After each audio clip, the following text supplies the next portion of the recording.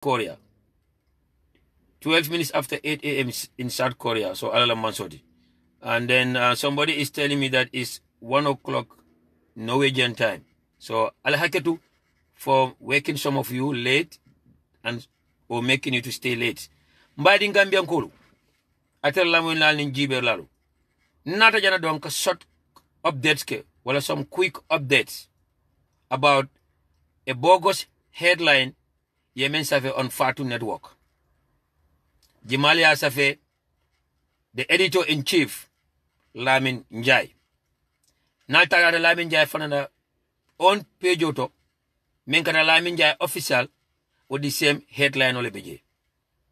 Natalo la me alonko is attached to the headline wolamu Ramu Sabali and in President Barobe Lori Ndame. Mbeya understand naka won natalo me alonko Ramu Sabali in President Barobe Lori Ndame.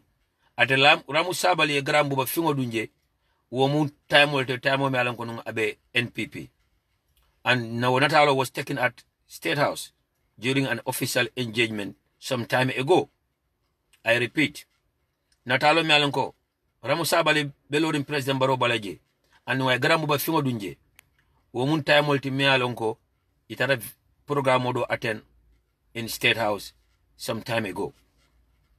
So saying Lamin Jai official ala personal page oto ani on Fatu Network bawatlem editor-in-chief of Fatu Network I headline o do safe me alonko apata kamol mislead ani kamodol distract sutuntel UDP nkol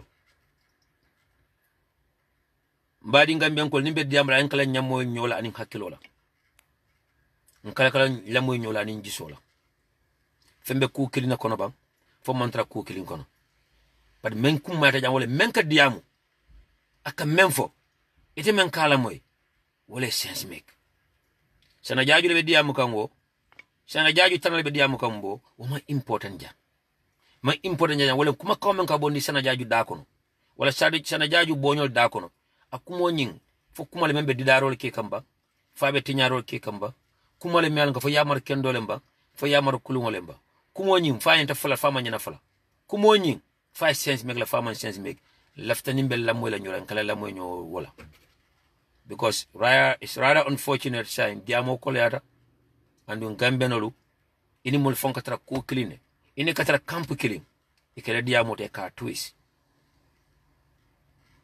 mbadi Gambian kolu ni talata tambila bilimbe na programme ke kan na special topic o sotole mi alam kan kachata about the boycott against Fatu Network anin Lamin Jai safaro menkenu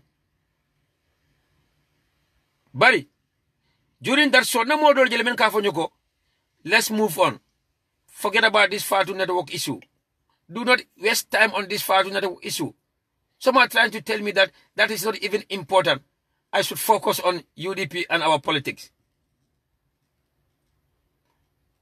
But I just laugh. And you cannot respond to everything. And the model for them, BJ, they don't mean bad. They still mean good. But at the end of the day, they are just misinterpreting you. Fatu Network, and Lamin Jai, as far as our political environment is concerned right now, kuta kumala membe tambileti anu nyanta kele ko discourse na necessary ta wato wat UDP ngol bimbe political sort la membe tambila mola me alonko aben noma ben keleka me alonko aben noma ka cool sitting kan me alonko aben noma ka prekan to nondi wala kan distract nimma wala ko kacha more expose bi pour kam fansen yande wala pour kam fam protect kule nyanta kumala woti bambi ba. But at the end of the day, model be ni mala fi mem de kala fi tambi wala. Na UDP ko dol jele fond right now ni lafta fem fola APRC da ko fond they want you to move on because yes melafing APRC la vote la melafing APRC ko le nanka but women min ko tonya ma nyina fola anu tonya do be yo fo APRC ka APRC ko la fond ma koy.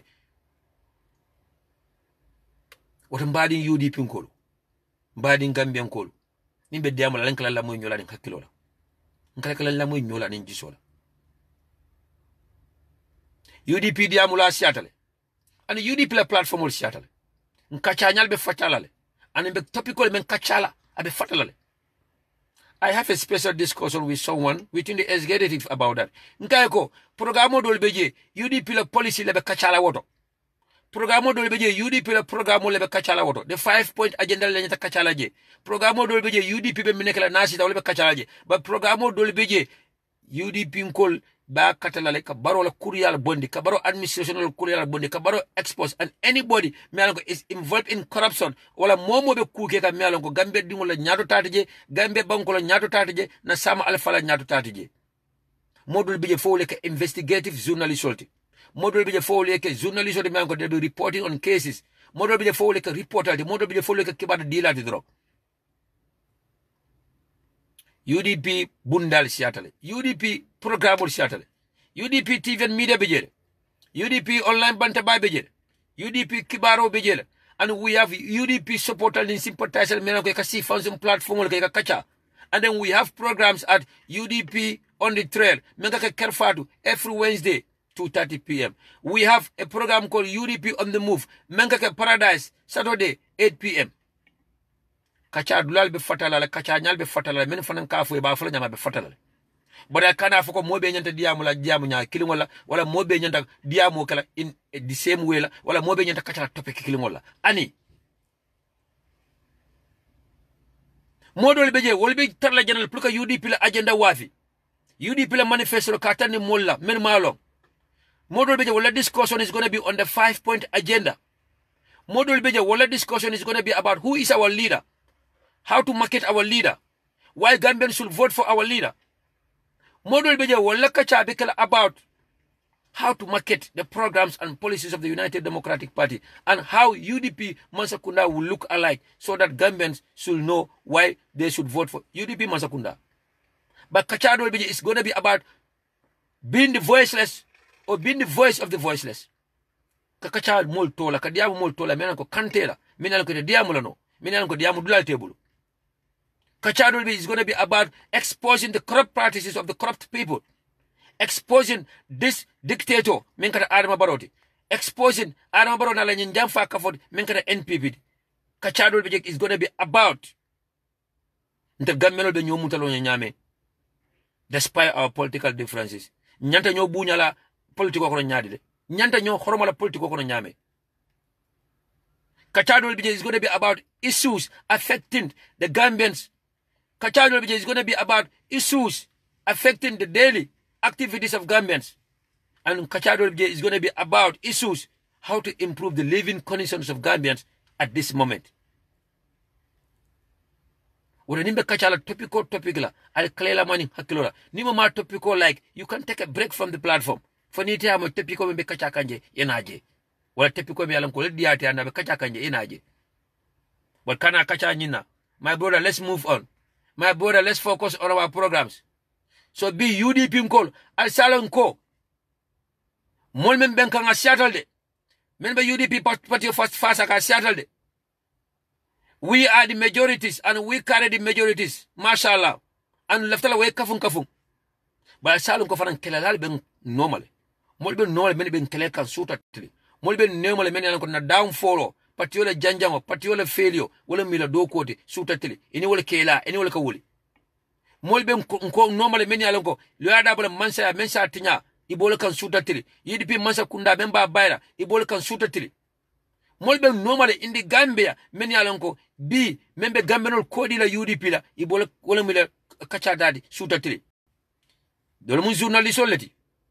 Dole mun politician oleti. Dole mun business people oleti. Dole mu sama la fangoti. Dole mu active soleti. But they'll be hiding behind fake profiles and fake accounts. For example, mamanka journalist odi bi oba fankala journalist odi. Mamanka activist oba fankala activist le. Mamanka feminist aba fankala feminist le. Mamanka politician odi ba fankala politician odi le. Mamam vocal bi aba vocal la le. Because mobe left a fen achieve la in one way or the other. So wala sabu nintalata tambila bilimbe kachaka mfatu nete wala kola. Anila min jay la kola. Anintel UDP nkol nyanda menkala against Fatu Network. Anila Minjai, who is the editor-in-chief of Fatu Network. Alkana Funyoko, let's focus. Don't waste too much time on Fatu Network.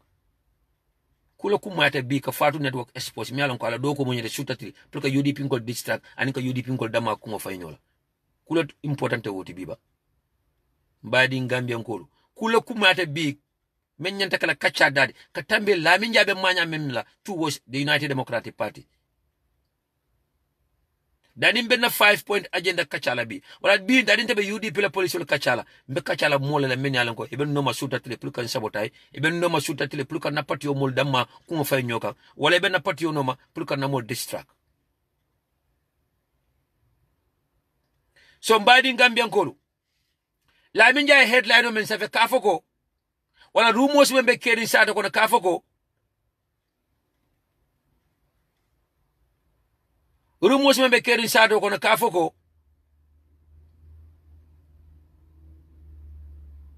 Fatou Njie o Lamin Jabe ay safra kala kafoko Ramu Sabali ye president midle andung ye promise koko ye be press conference kala o monde pour que clarification okay. But Lamin Jabe headline o rita nyama wala according to sources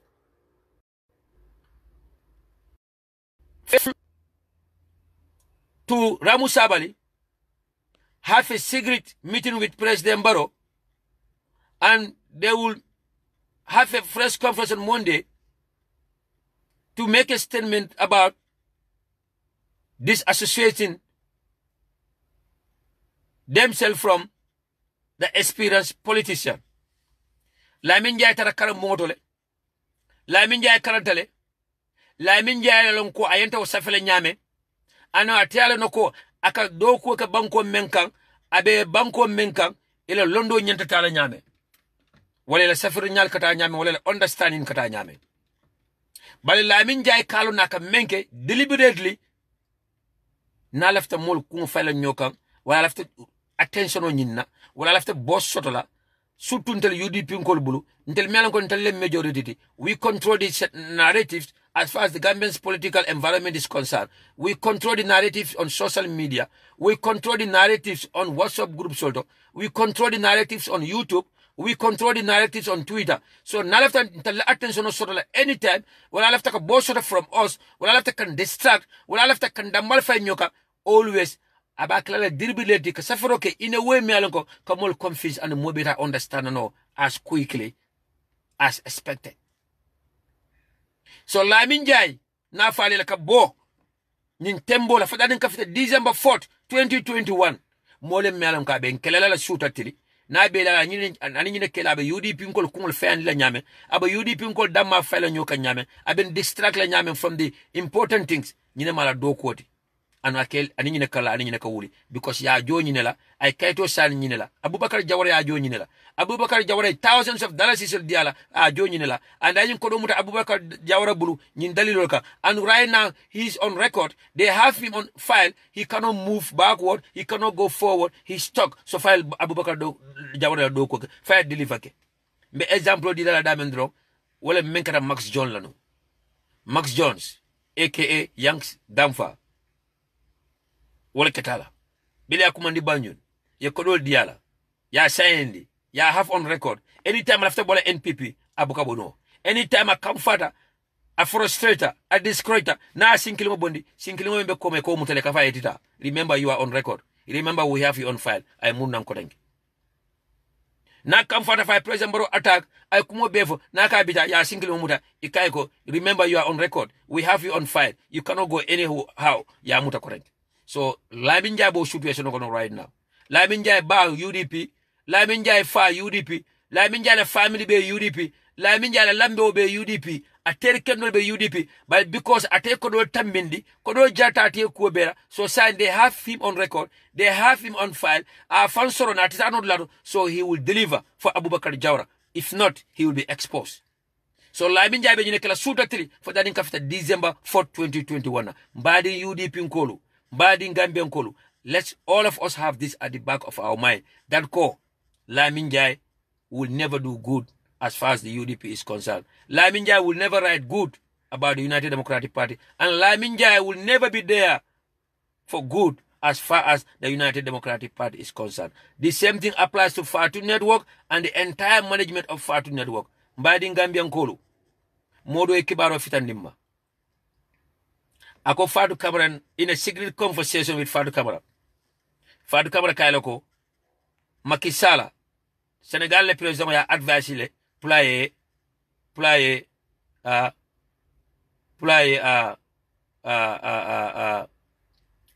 Barrow support. Ali la mani hakilo jande. Moko nyoko in a secret conversation with Fadu Camara. Fadu Camara nyem file ko Macky Sall ata Fadu Camara advice. Pulo ate Fadu Camara se president Barrow face a nying election okon. As a president Barrow as kanyendi nying election okon.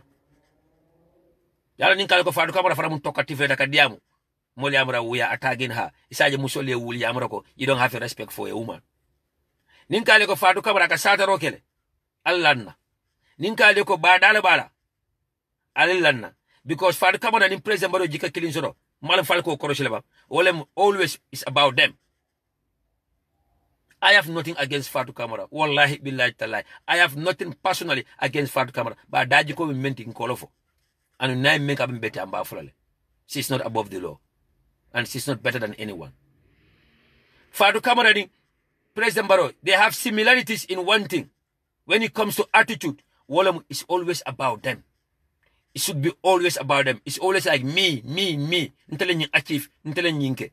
Ken duma wax maluma wara def. Wa ate safu mola be menkela. Ate se findi Facebook live akaka mola yamar, akaka mola advice. Wa mom ken munu ko wax lan la wara def wala lum wara def. Ni ko ba advice la camera ka control. That's the type of woman she is.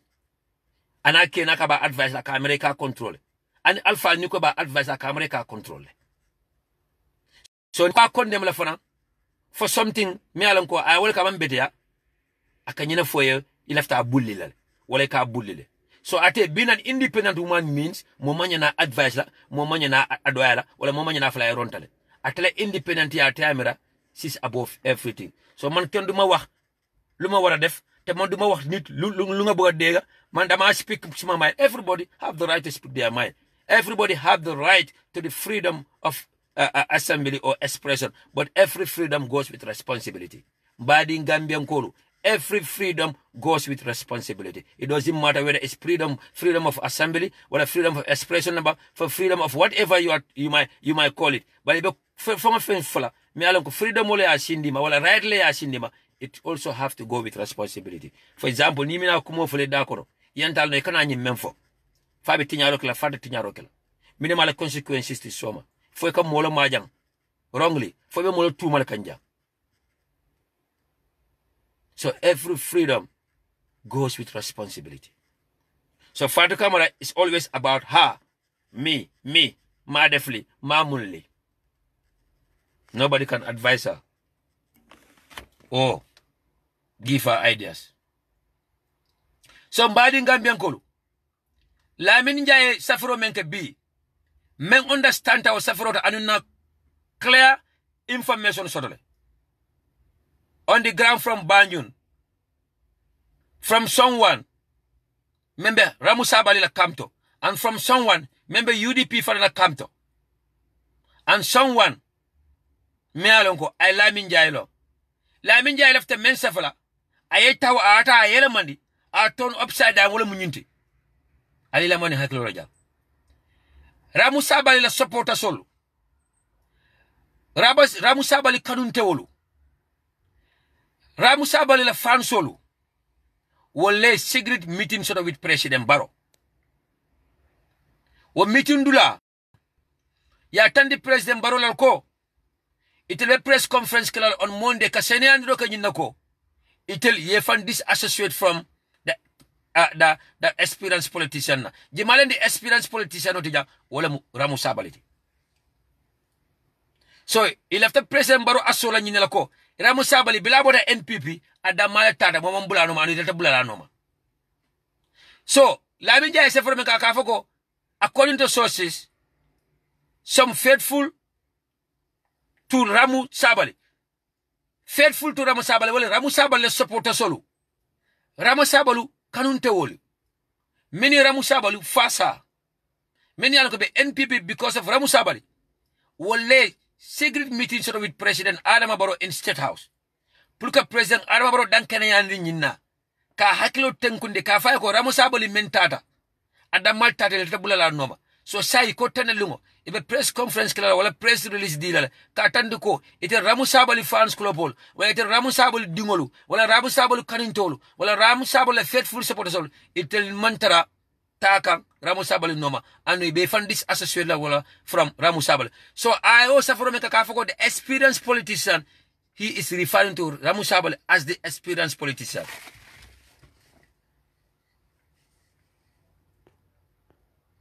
Alila mwana hakilo la jambadi ngolu. And I will repeat it again. La minja safro menke ala pejoto ata atilmbaya safe in a way pulka UDP pinko distract pulka boss dia fanna pulka mol kuma fay nyoka wo safro nyin menkata wala nyinti ko Ramu Sabali kanun tawulu Ramu Sabali la faithful supporter sol ala fan solu will later President Barrow meet in State House. Bile President Barrow meet in State House ye President Barrow dankene yandi nyinna ka tandala ko itele mantra bulaka Ramu Sabali noma wala the experienced politician onyi wala Ramu Sabali Ramu Sabali ta da malta de ta bulala noma an ka bitre ba de President Barrow yala ni ba fasalale bal Lamin Jai atele angale lo mobedi atele alo ento safala nyame because na ba nyame ndasana jaji man karan nyawonya education man fa nyawonya. The headlines will be fans of Ramu Sabali, well, Ramu Sabali supporters all have a secret meeting with President Barrow to make him understand that they are still NPP, they are not going with Ramu Sabali. Or Ramu Sabali supporters visited President Barrow to assure him that they are not going with Ramu Sabali, or to declare to President Barrow that they are disassociating themselves from Ramu Sabali. Simple. But Nafiko, dangerous talde. Hasido. So these are the types of journalists nemen soto Gambia bi. Nyin journalist sifal nyin ne dimba mala Rwanda. Nyin journalist sifal wole promo cost nun Sierra Leone.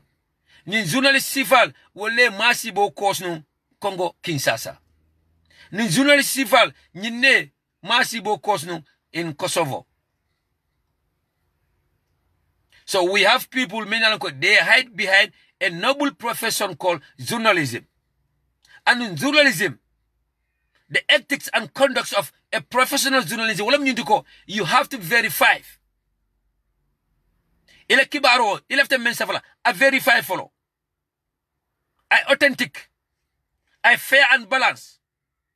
Ya for abelari nyame. It doesn't care for more be like kanaba, for more te like. It cannot tanduko, even in Karadol Fasaka, even in Karadol against ka. These are the ethics and conducts of a professional journalism. I repeat, the ethics and conducts of a professional journalism. What am I to go? Kibaro kibari mina safela. Yantaka verify first. You have to listen to both sides. Well, you have to hear from both sides. I authentic. I fair and balanced. Yena yasafe. But always according to sources. According to sources. Wala sources reaching out. Ntefele, maka journalist odi nyaonya. Ma train nyaonya, ma londo soro nyaonya. Ba binne ni saferoje. Na audio le moy groupe kono. Na wali jino le audio je. I did my job. So kuta nyaonya na banyun contact. Ni modi am the Ramu Sabali la kamto. Na UDP nko fanan contact. Ni mendi amuta. And I try to reach out to my source. Also in State House. So kuta nyaonya.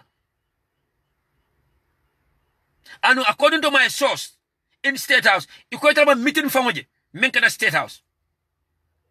Wallahi billahi talai. According to my source in State House, akama meeting famoje menkana State House. Isa vena ko Ramu Sabali la fan solo nadaje, wala Ramu Sabali la supporter solo nadaje. Bala kwa fane amoi. Iko Ramu Sabali la supporter solo, ani Ramu Sabali la fan solo.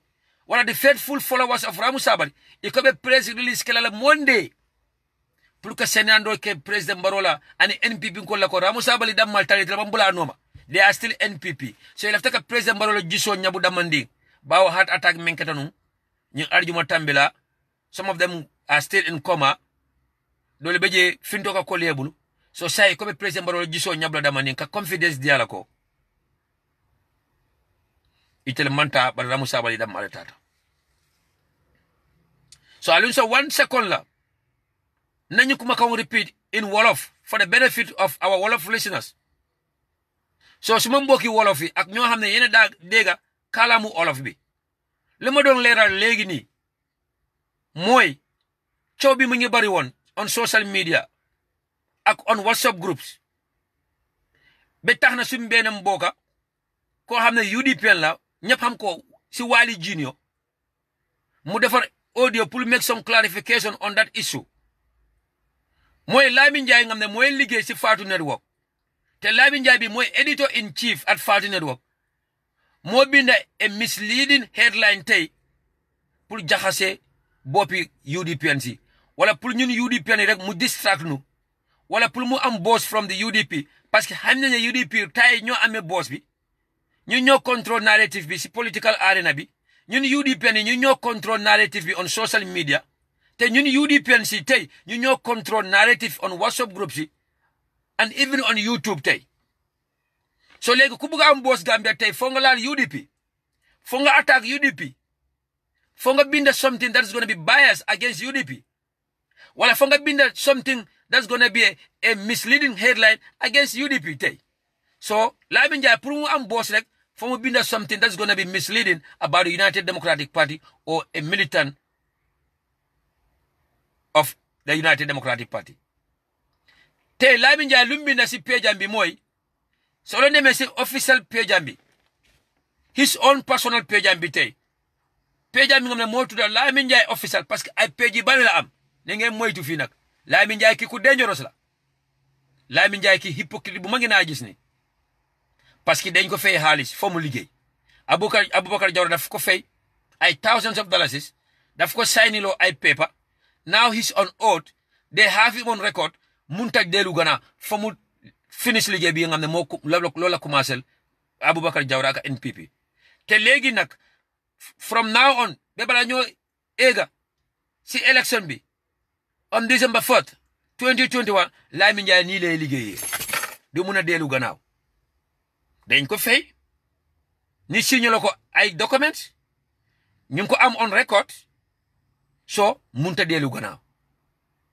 he have to complete the mission whether he will accomplish the mission or not why he have to complete the mission so Lamin Njie lu mu binda tey si page am bu nga xam ne moo tudda Lamin Njie official mu def ko headline on Fatou Network mooy Ramu Sabally ak gaayam yi dañ mit président Barrow tey te si soobee yàlla altine dinañ def press release pour leeral affaire bi naka la ñoo disassociate themselves from the experienced politician waaye nu mu ko bindee si angale ku fahamut wala ku riidut bu baax di nga foog ne Ramu Sabally moo visit président Barrow wala Ramu Sabally moo am meeting with président Barrow loolu du dëgg Ramu Sabally demut fen puusut meetar sax mu ngi këram buusu mbala te Ramu Sabally mu ngi prepare boppam pour join the United Democratic Party on est too boo xam ne dañ ko war a def su soobee yàlla the United Democratic Party will embark on a country tour su soobee yàlla waxtu bi su jotee rek di ngeen ko yëg munuñ ko wax léegi nii ban weer lañ koy def ak ban time lañ ko def waaye su soobee yàlla very soon the United Democratic Party will be embarking on a country tour te Ramu Sabally is looking forward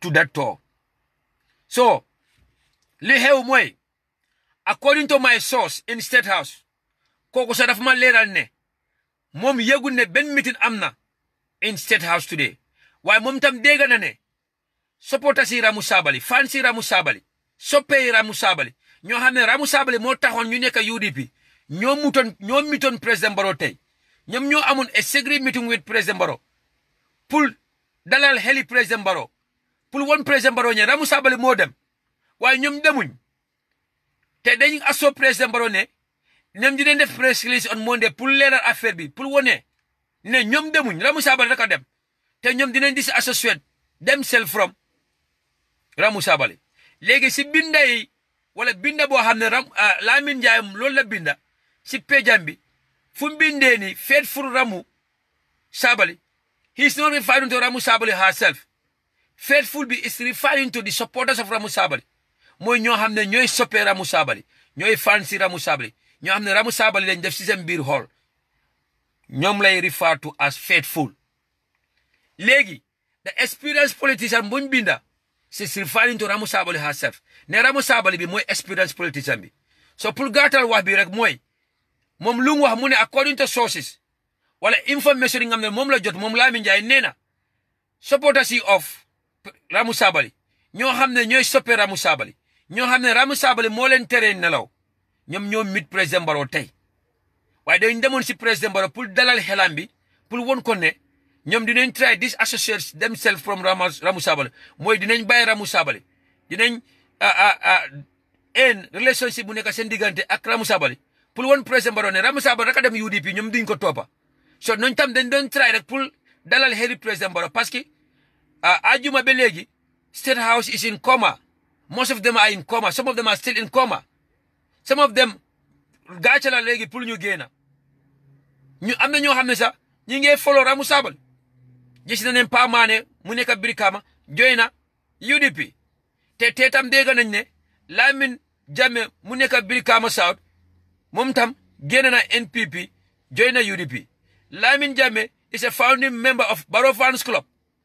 Waaw yaaga na si Barrow supporter na Barrow defal na Barrow lu bari moom mooy waaj boo xam ne dafa jël xaalis si bitik lu dem toolu bi about $42,000 pour toppatoo affaire yi NPP yaakaar na ne in return they will pay him back the money they still don't pay the money foog naa ne dégg ngeen coow boobu noonu that the same individual Lamin Jammeh dégg ngeen tey a audio from Lamin Kane nee na Lamin Jammeh jógee na NPP moom tam join na UDP. So as we are moving on going towards December, more people from NPP camp will be jumping off the ship. More people from NPP camp will be jumping off the bus and they'll be joining UDP and other political parties. So right now, Lol Mota, they are in coma right there. Things are getting shattered in State House. They are in chaos. So legi Lol Mota hon ñom the fans of Ramu Sabally tey gars yi jóg ñu dañ dem meet président Barrow pour dalal xelam bi ne pour won ko ne ñoom demuñ Ramu Sabally rek a dem. So Lamin Njie being a journalist or being a trained journalist we guess jël headline bi binda ko in a way boo xam ne dafa bugg a jaxase suñu xel yi dafa ñu bugg a distract wala ñun neen ñu jotee kon maa ngi ñaan yàlla di ñaan mbokki Gambie ni ñëpp ak doomi UDP ni ñëpp ak képp koo xam ne politicien nga ne leen bàyyi xel si journaliste yi mel ni Lamin Njie ne leen bàyyi xel trop si media houses yi mel ni Fatou Network Eye Africa Star FM and so on ne leen bàyyi xel to some business people ñoo xam ne ñi ngay receive pre-finance contracts from the government wala ñi ngi receive contracts behind the scene from the government te ñi ngi jàppale nguur gu bon bi ñi ngi jàppale dictateur bi tudda Adama Barrow ak Jamfa Kafam bi tudda NPP maa ngi ñaan mbokki Gambien yi képp koo xam ne doomi Gambien nga it doesn't matter whether wolof nga nda joola nga nda saraxule nga nda mandinga nga nda balantaw nga nda manjaago nga it doesn't matter the political party you are supporting waaye su fekkee ne Gambia moo la ñor comme ñu bari wala ñu yëpp luñ dee wax Gambia moo ñu ñor waaye am na ñoo xam ne óor nañu Gambia ñorul lañ am na ñoo xam ne ñoom fu tooy rek ñu takk wala am na ñoo xam ne ñoom fu tooy rek am na ñoo xam ne it's all about their selfish individual interest am na ñoo xam ne sax dañ lay ubbi seen jéemeen di ko wax nit yi kaay NPP pour nga lekka kaay NPP pour nga lekka ñun dañ sona pour nekk opposition yamandiya the likes of Maimouna Sise Daba akol fo moole opposition yamandiya the likes of Fatoumata Jawara Talindin Dipito akol fo moole opposition yamandiya the likes of Mansa Sumare ñol bi wala case ñi me yalanko a involved ta kono men kada the diplomatic passport case ñi ya ni wala sabu abe baroya but 100% amantara baroya but that doesn't matter here as long as aka akunguna asinkil duni baroya we don't give a damn about him.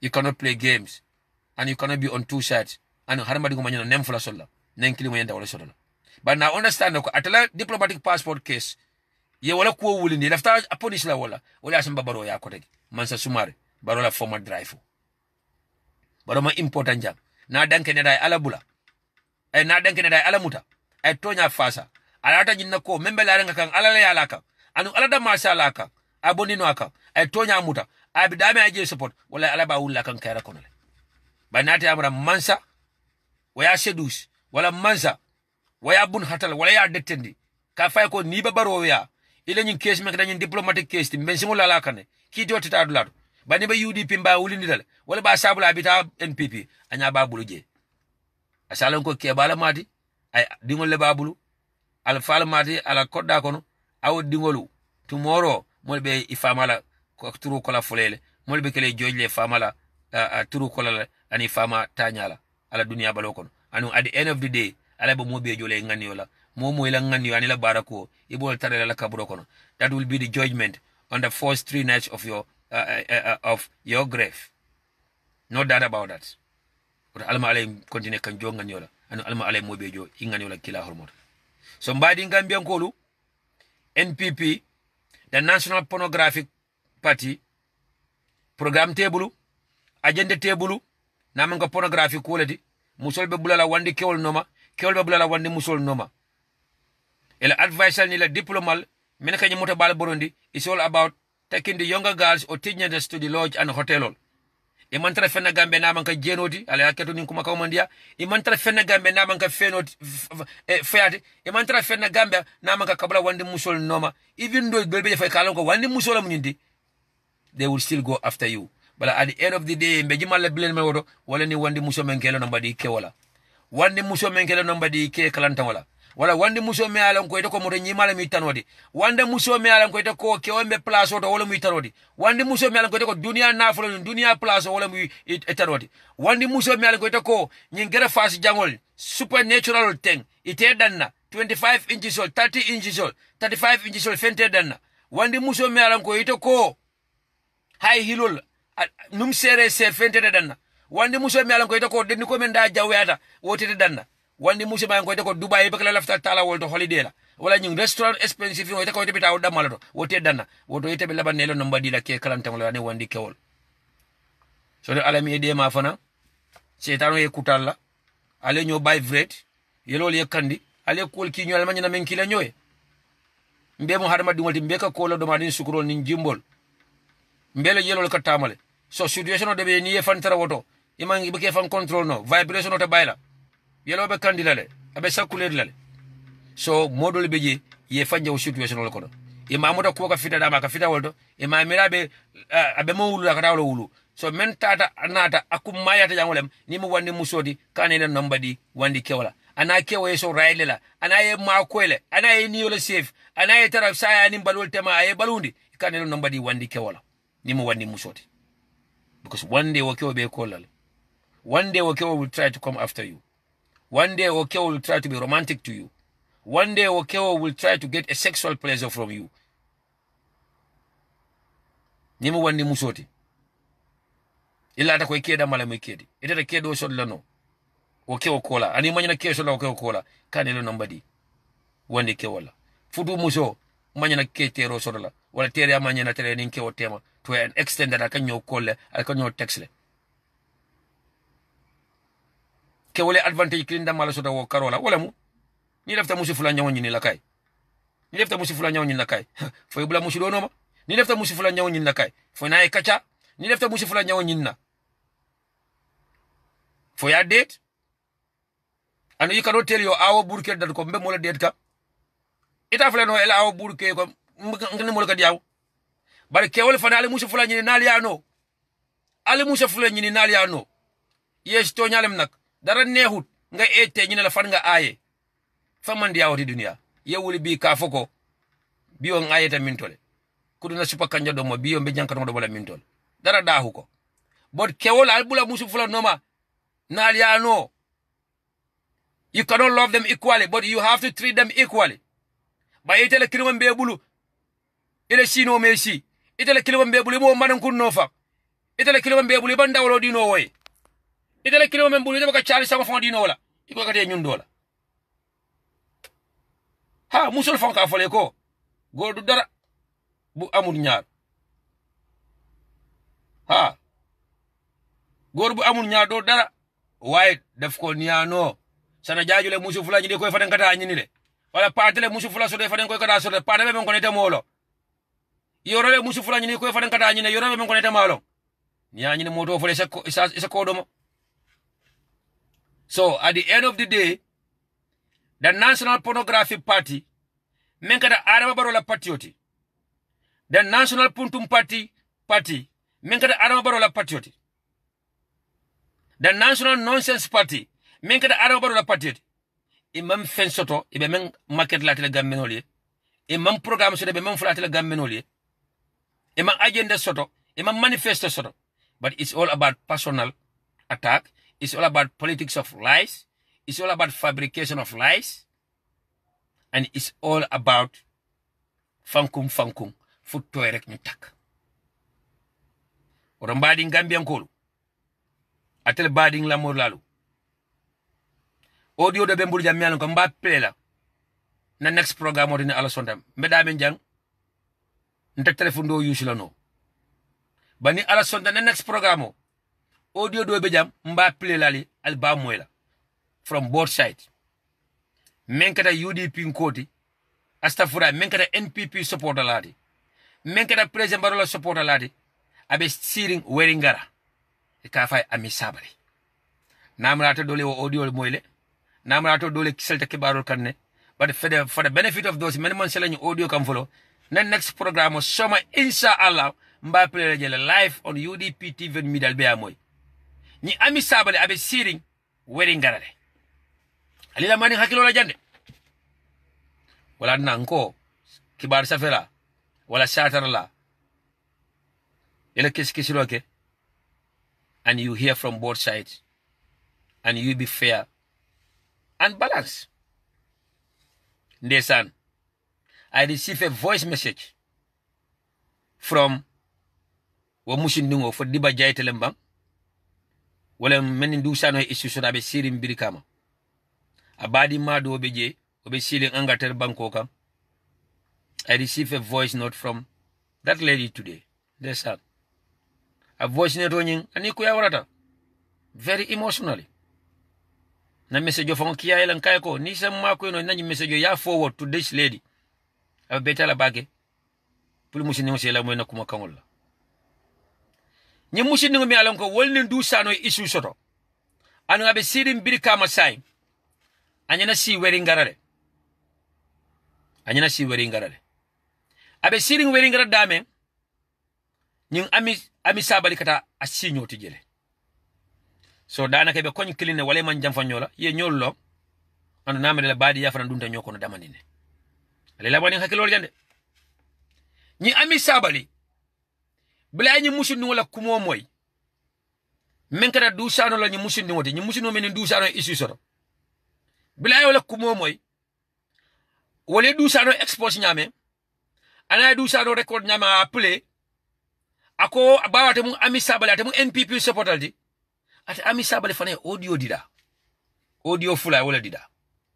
O audio kono nyi musini ngo ay wala attack. Kakawon lakang.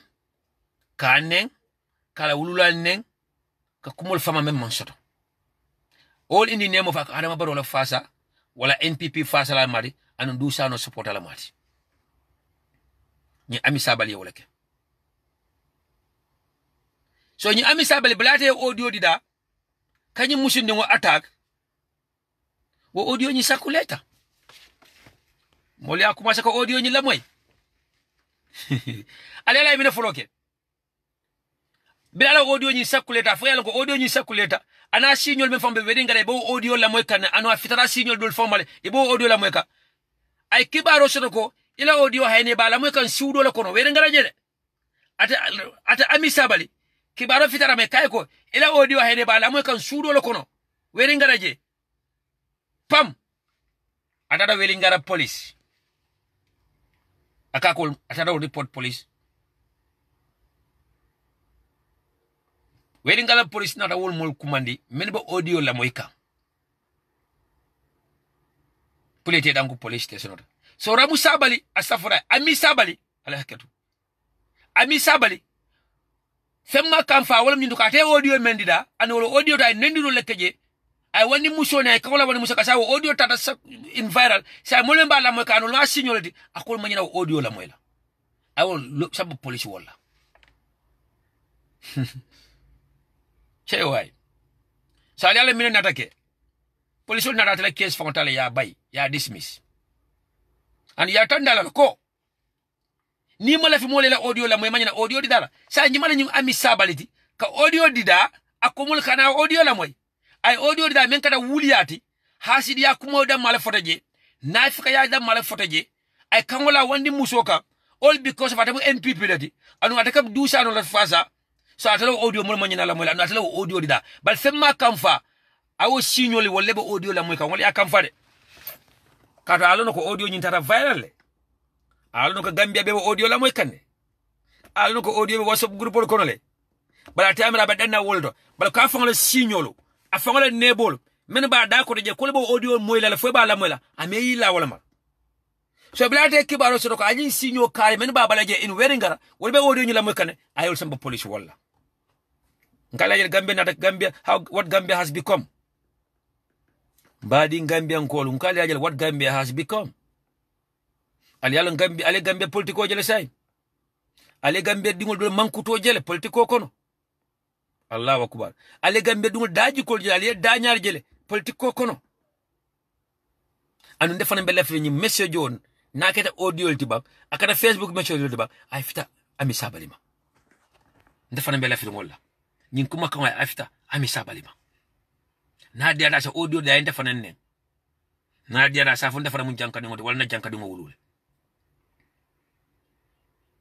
so say bili audio nyim tata fo audio fitata musini o nyim fama mi alan ko wolni dusano isu soro way audio be la moy ndesan ani okuya amalu because ay ami sabali men lo ani men be siring ate bunya men ke wala no ay horomo men ke o ami sabili la ana dente nyame ama espeko ami sabali minaka diamu ka kumol fama men ka monsor ni ami sabali be diamu la fay kumol fay menke ani ami sabali ka men ko nyi musu e jankadi ngol lewulu ay din se balo soto ano be fama ka tonyati yes nyi musu ni ay dingo soto le ba din soto nya o mamo kumba mo be na dingo soto da nyame musu le dingol soto le la futu la bande ye dingol jebuli ka fe jankadi ngol soto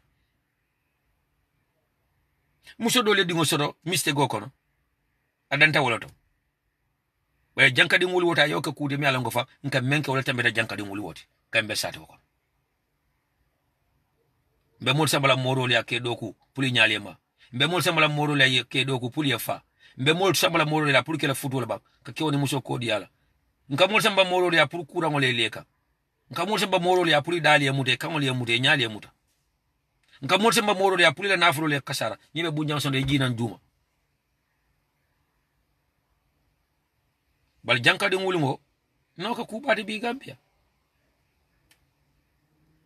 So at the end of the day bili nyi musini wa meni ndusa ano dunta nyola bila ade nyi ami sabali call anadia muda audio nyi kono amen follow fire wala ananyo konton kulwoni mbunya kono wallahi nyi la mo nyi audio la fa nyi ami sabali report approach nyame inshallah ko nyi ndindi ngo kulutale ay horomo soto lay bunya soto ay nyi ami sabali nyi ninka men akay ami sabali ni siyo menke weri ngara adwata nyawonya asiata nyawonya aka nyene disrespect le bab ami sabali kay ani aka nyene horomon tayala bab ami sabali kay ani aka ko nyene na dia mo le moy bang wala nyene na fitino le moy bang wala nyene mo le bang maka mo seta bang aka ani aka nyene ni mo je sonko la weri ngara nasiyo beje ba aka ani aka nyene na sonko kula mo ba aka ani aka nyene mo le ko ntele moto nye jamba aka ani aka woro sa ye audio mendida ite fawon ala tala manso yalla nako ye kan wala lanka ye kumul fujele men mansor nyi mushini watani ami sabale ko ntele din soto nya fang yo lonne ami kumpa ami sabale kay ha aka woro shaytani ala ya lonne ko itara audio mendida yaadi da politiko lo kan gambe politiko no da say pour kan totinya wallahi billahi taala wo audio kono femma bo ami sabali dala faka fako ala la nyi tala ale nafi ko jela kama nyame ko di ale fanga danka toja kama nyame ale hasido jela kama nyame na ko ka fapata ala la nyi tala wala shaytan wala kutula ninte mu ami sabale di bi ate manya na Gambia ila la Gambia tente border cross la to Casamance na se fitano jine bisa way fitaje wo ami sabale na mum foroti foro yello ka boda jato kono wo ami sabali biwo manya na la Gambia sato kono ente border cross ta Casamance bal guess what mbadi Gambia ngol mo nyaka jomori mo siata sila mo nyaka jomori mo siata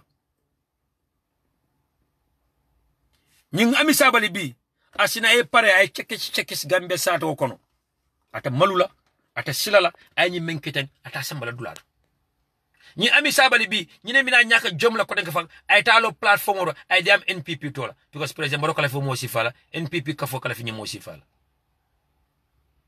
wala ñi ami sabali bi ñi ne mina ñaka jom la ko tenge ay tambi weri ngara ay finte ay dum abe dum na mal sol ko abe fintila abe jila moto ko abe fintila akamunta fiat amam fenke Gambia say ñaka jom ya hasidi ya wo mun dendi ko de kadu na dro ya bondi baning ami sabale mu foro dingolati foro yelo ka boda jato kono ni ami sabale wenta boda cross la biya Gambia bula ba wita fonga ya confirm yiko nakuma kam be fo ni mushi ni ma na wuli yala fo nakka wala la kan fonga fente yema mun toñati ake NPP fasala kan Adama Barrow fasaka ani ndusano fasaka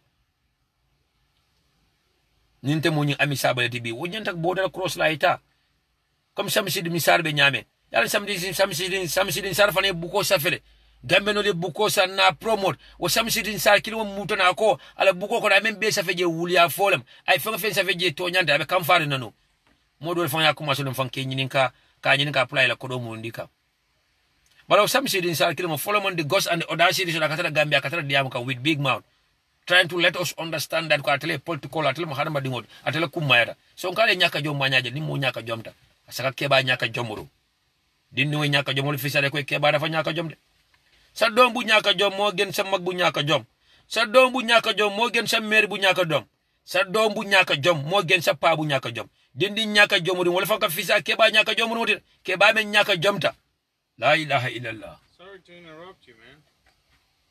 Are you the owner here? No. Oh no? No. You're visiting? Yeah. Is the owner in there? Yeah. Oh, okay, sorry. So at the end of the day mbadi Gambia nkolu mbadi Gambia nkolu ala hakkede for that interruption mbadi Gambia nkolu at the end of the day membe kedinja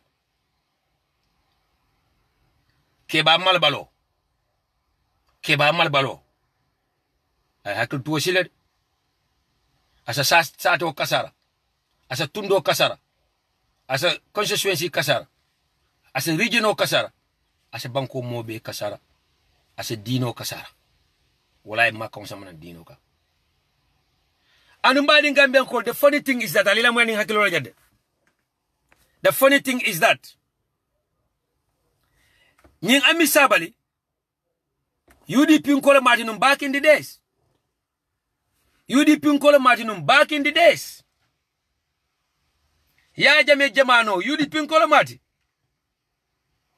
ñing ami sabali atena ke APRC nkoli ya bu telefone mina fala during the APRC time ali weri ngaran kol ñininga men ma signoti ani men be signal ali ñininka ñi ami sabali abi UDP wate mena APRC nkol ñinati butele foka kuruntu ya butele ya dingol bute APRC nkol ya sabali no faka finti banta ka kol ya bulunu ñi ami sabali so say ye men ka telenum during that dictatorship na ba nyama bi wo ami sabali bi na mara wolenta lesino karana bi na mara bi na ba nyama wora ami sabali wolenta tenkunna but according to sources a signal membe siring weri ngara ikaye signal ya fon kolyande bulu ala NPP nkayaka ikabe mol hadanyila abe kumul fola abe mol nenna ni me UDP flago kela koda dala na be tambile koda dala be garu wala be kumul folema anu ate APRC o manya lakanu na me na bayan be ni ami sabale ni nenta kala moti me lesino kara atele nenta kala moti me alan ko ay horomo so politiko kono ay bunya tilim mol la politiko kono a fanji politiko kono because of atata true men in the hands of APRC Atadala fabi tata true mena in the hands of APRC supporters all. Balisa ye menka atala o ku kilimo atafanan kana ol kala opponent la kotenke. Odon badi Gambian kolo. Ning ala kan jonga ni wala bin talbita nyo nyaadi le. Wala sabun kali ko manku ka ala la de. Ala man tara kamfarin kande. Ama minu kon dankata as a country or as people of the Gambia anide. Ngani ala ben joka wala la. Wala sabun banko fanana al halo bi daka mo situation oldo. Nimam falembe uro stack kuma dularo ma espeka be kuma dame. Ala ben joka ngani la. And damante man sabari na falling. Gambia will continue to be the most backward nation in dunia kono. Gambia will continue to be the least underdeveloped country in banko kono wala in dunia kono. And Gambia will continue to be the only country in this world me alonko jikendo to sotolo no anyama kuran kendo to sotolo no anyama anum fuaria tabanna noje wala italaje. So Amisabali being a victim of the APRC regime, saying ba ka barrel support ada fanan ko dole be kala tele victim oti. Instead of ateka moti me alanga lesson learned from our experience and encounter during her membership or during as a member of UDP.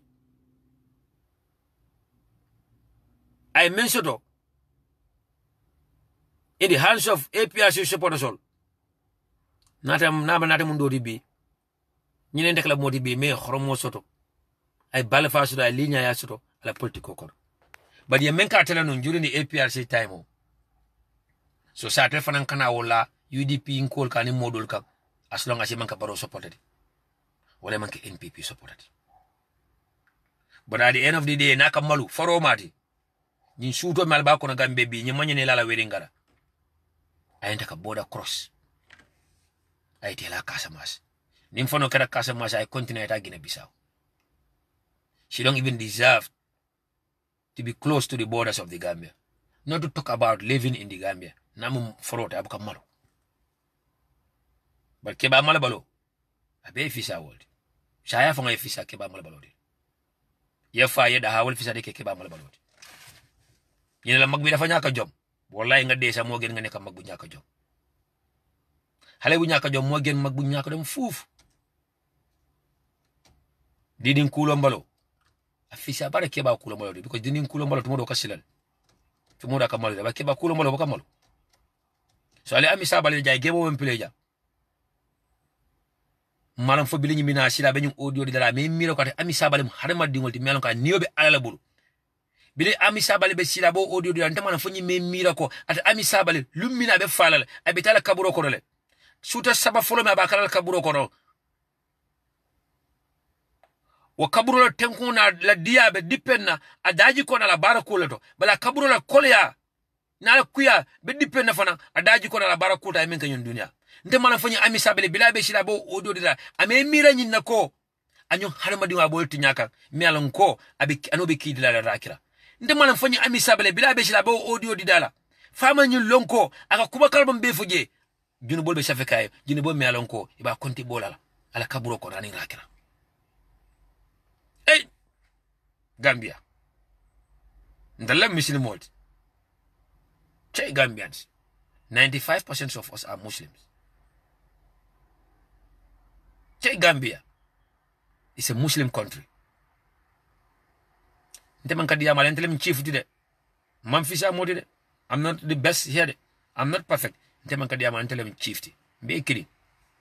You fool ni ya fala munti don fa fisa ni fa kako.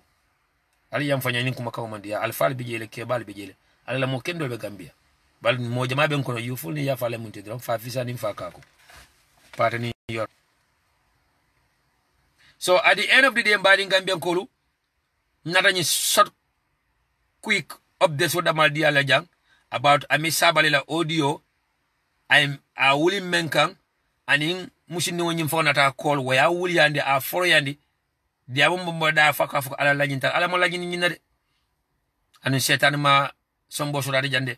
A daji column, mo kurwolemu hasidolo mati anu alaba jola ngani olale. The other one wala munyinti headline on me alonko Lamin Jai of Fatu Network. I will say for a personal page or the page me Lamin Jai official anu ake headline oti. Anu ake headline oti on Fatu Network about Ramusabali Lokola. Kafoko Ramusabali ye secret meeting no soto with President Barrow. Wala Ramusabali nala mole secret meeting no soto with President Barrow and unterelingo be press release kila pulke fan disassociate with the experienced politician. Ay safaro ke nyame angale kangola nima mang hakilo soto wale mantan hakilo la iba mudala ko Ramusabali woltara President Barrow meet and Ramusabali be press release kila le tenelingo pulka fang disassociate with the experienced politician. So safaro nyunkono the experienced politician nobody knows who he is referring to. But I tawle anu akele deliberately pulka wo mol confusing ka UDP nkol dama fay nyoka ka sabu UDP nkol eta Ramusabali attack wala na kuma fo Ramusabali ma isinaje iko Ramusabali ko nanyim foyele wala akenyi ne kan deliberately pulka UDP nkol distract from our decent politics pulka UDP nkol distract from being focused on our national issues and issues concerning the livelihood of Gambians. Somebody is telling me to replay, please, or to repeat, please. Once again. Nkamem fajang walam yuntuko. Lamin Jai melam ko atelem the editor-in-chief of Fatu Network. Wale safaroka bi afangala personal page oto. Ale page me kafa Lamin Jai official paski page ol setabule. Balo page ota yile safeje ko. According to sources, faithful Ramusabali have a secret meeting with President Barrow and they have promised to make a press release on Monday to distance or disassociate themselves from the experienced politician. No, Lamin Jai marang drop out le mari kara muju mari bala min ja fanka safaro kanyam ani lafta mol mislead la fa wala lafta bogus headlines ol safela fa wala lafta a misleading headline of safela bal angale dol fa be yakala safaro fanka nyamem fa anu abuka na sia jibe follow for nanyi men safa correcta dala ba post la anu this individual is the editor-in-chief of Fatu Network ndara la post do fondo nga ko ndesan. And you are the editor-in-chief of Fatu Network. Nambulo lamkunto. Nkai about time will tell.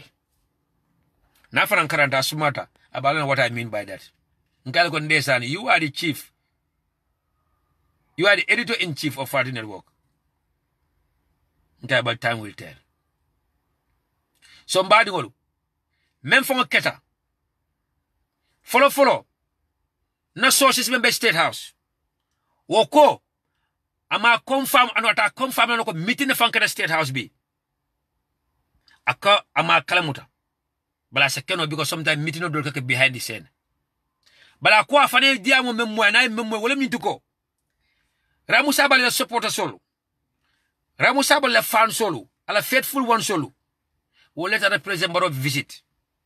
Itara visit dale meka wala kata President Barrow dankeni andi nyina. Aninka ajiso sumandi damandi. Ba heart attack mina amutala damandi. Anung abe in shock right now. Anung ala family members of data in coma lenu. So wolko itara President Barrow meet mena wala mintuko katandala ko itel mi ala ko itel the faithful supporter solti. Ramusabali itel nata pruka atandi President Barrow ko itel ye fan disassociate from the experienced politician on yintole. Jimalen the experienced politician on yinti wala mu Ramusabali. So Ramusabali da maltara UDP itel mambula noma and Ramusabali da maltara itabula noma. Wala kerinja. So at the end of the day, nimbe diamala Fatu Network kola, wala mbe diamala Lamin Jai kola, wala mbe diamala journalist na fi kola kola, wala mbe diamala headline on mi alanko is misleading, wala misinformation olem asa sobo samana da maltema. Nimba ko kachala wado mbal dana tel badi Gambian ko sutu UDP ndiwolo ali kelela maning hay kreola, but do not ask us to move on and forget about that topic, or let's focus on politics, or let's focus on our policies and programs. There's no policies more important than debunking a misinformation or a misleading headline. There's no topics of discussion that will be more important than debunking or try to make some clarification about a misleading headline or misinformation me alon kabe sakulela. There's no topic or program or manifesto or activities menyanta ka kumaya katambi kula me alon ko abe kala kacha dalde kacha me alon ko ikana kibaru kurun wala bay wala kana kibaru kun wala dibong wala kana kuntunte kibaru kurun wala nyaato kibaru me alon ko natata as problem mo samana kibaru me alon ko na findita topic te kachala men nyanta ka kumaya topic ko de mi alanko e ka mo la expose mi alanko be kuryala kono wala ka kuryala safe wala nafi ko mi alanko abe kule ke ka be alanko banku dingo la nyaato tataje banko la nyaato tataje ando na patio mi alanko wala mum UDP di na nyaato tataje wala na ko findita wato wat mbena time o talale na ko kacha wata te mi alanko albaka patience no ko kacha sifal la moy mbal dan la please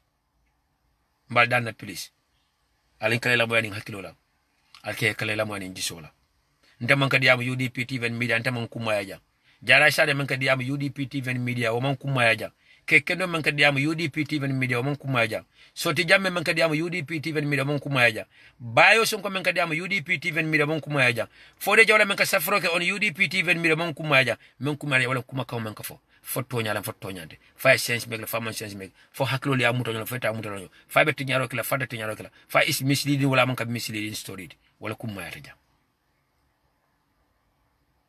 wallahi nte fangana ko UDP ko do be jale man sana jaju like anu ni be ka fo kilo ko no ni be lafta UDP man sakundala ni be lafta UDP le nyaaton ka yalla wala ni be lafta president lawyer double nyaaton ka yalla but it man style of work like it man way of talking like in fact they don't see me no lo ne mena sa kuno ora ba mena mo be sal like no ba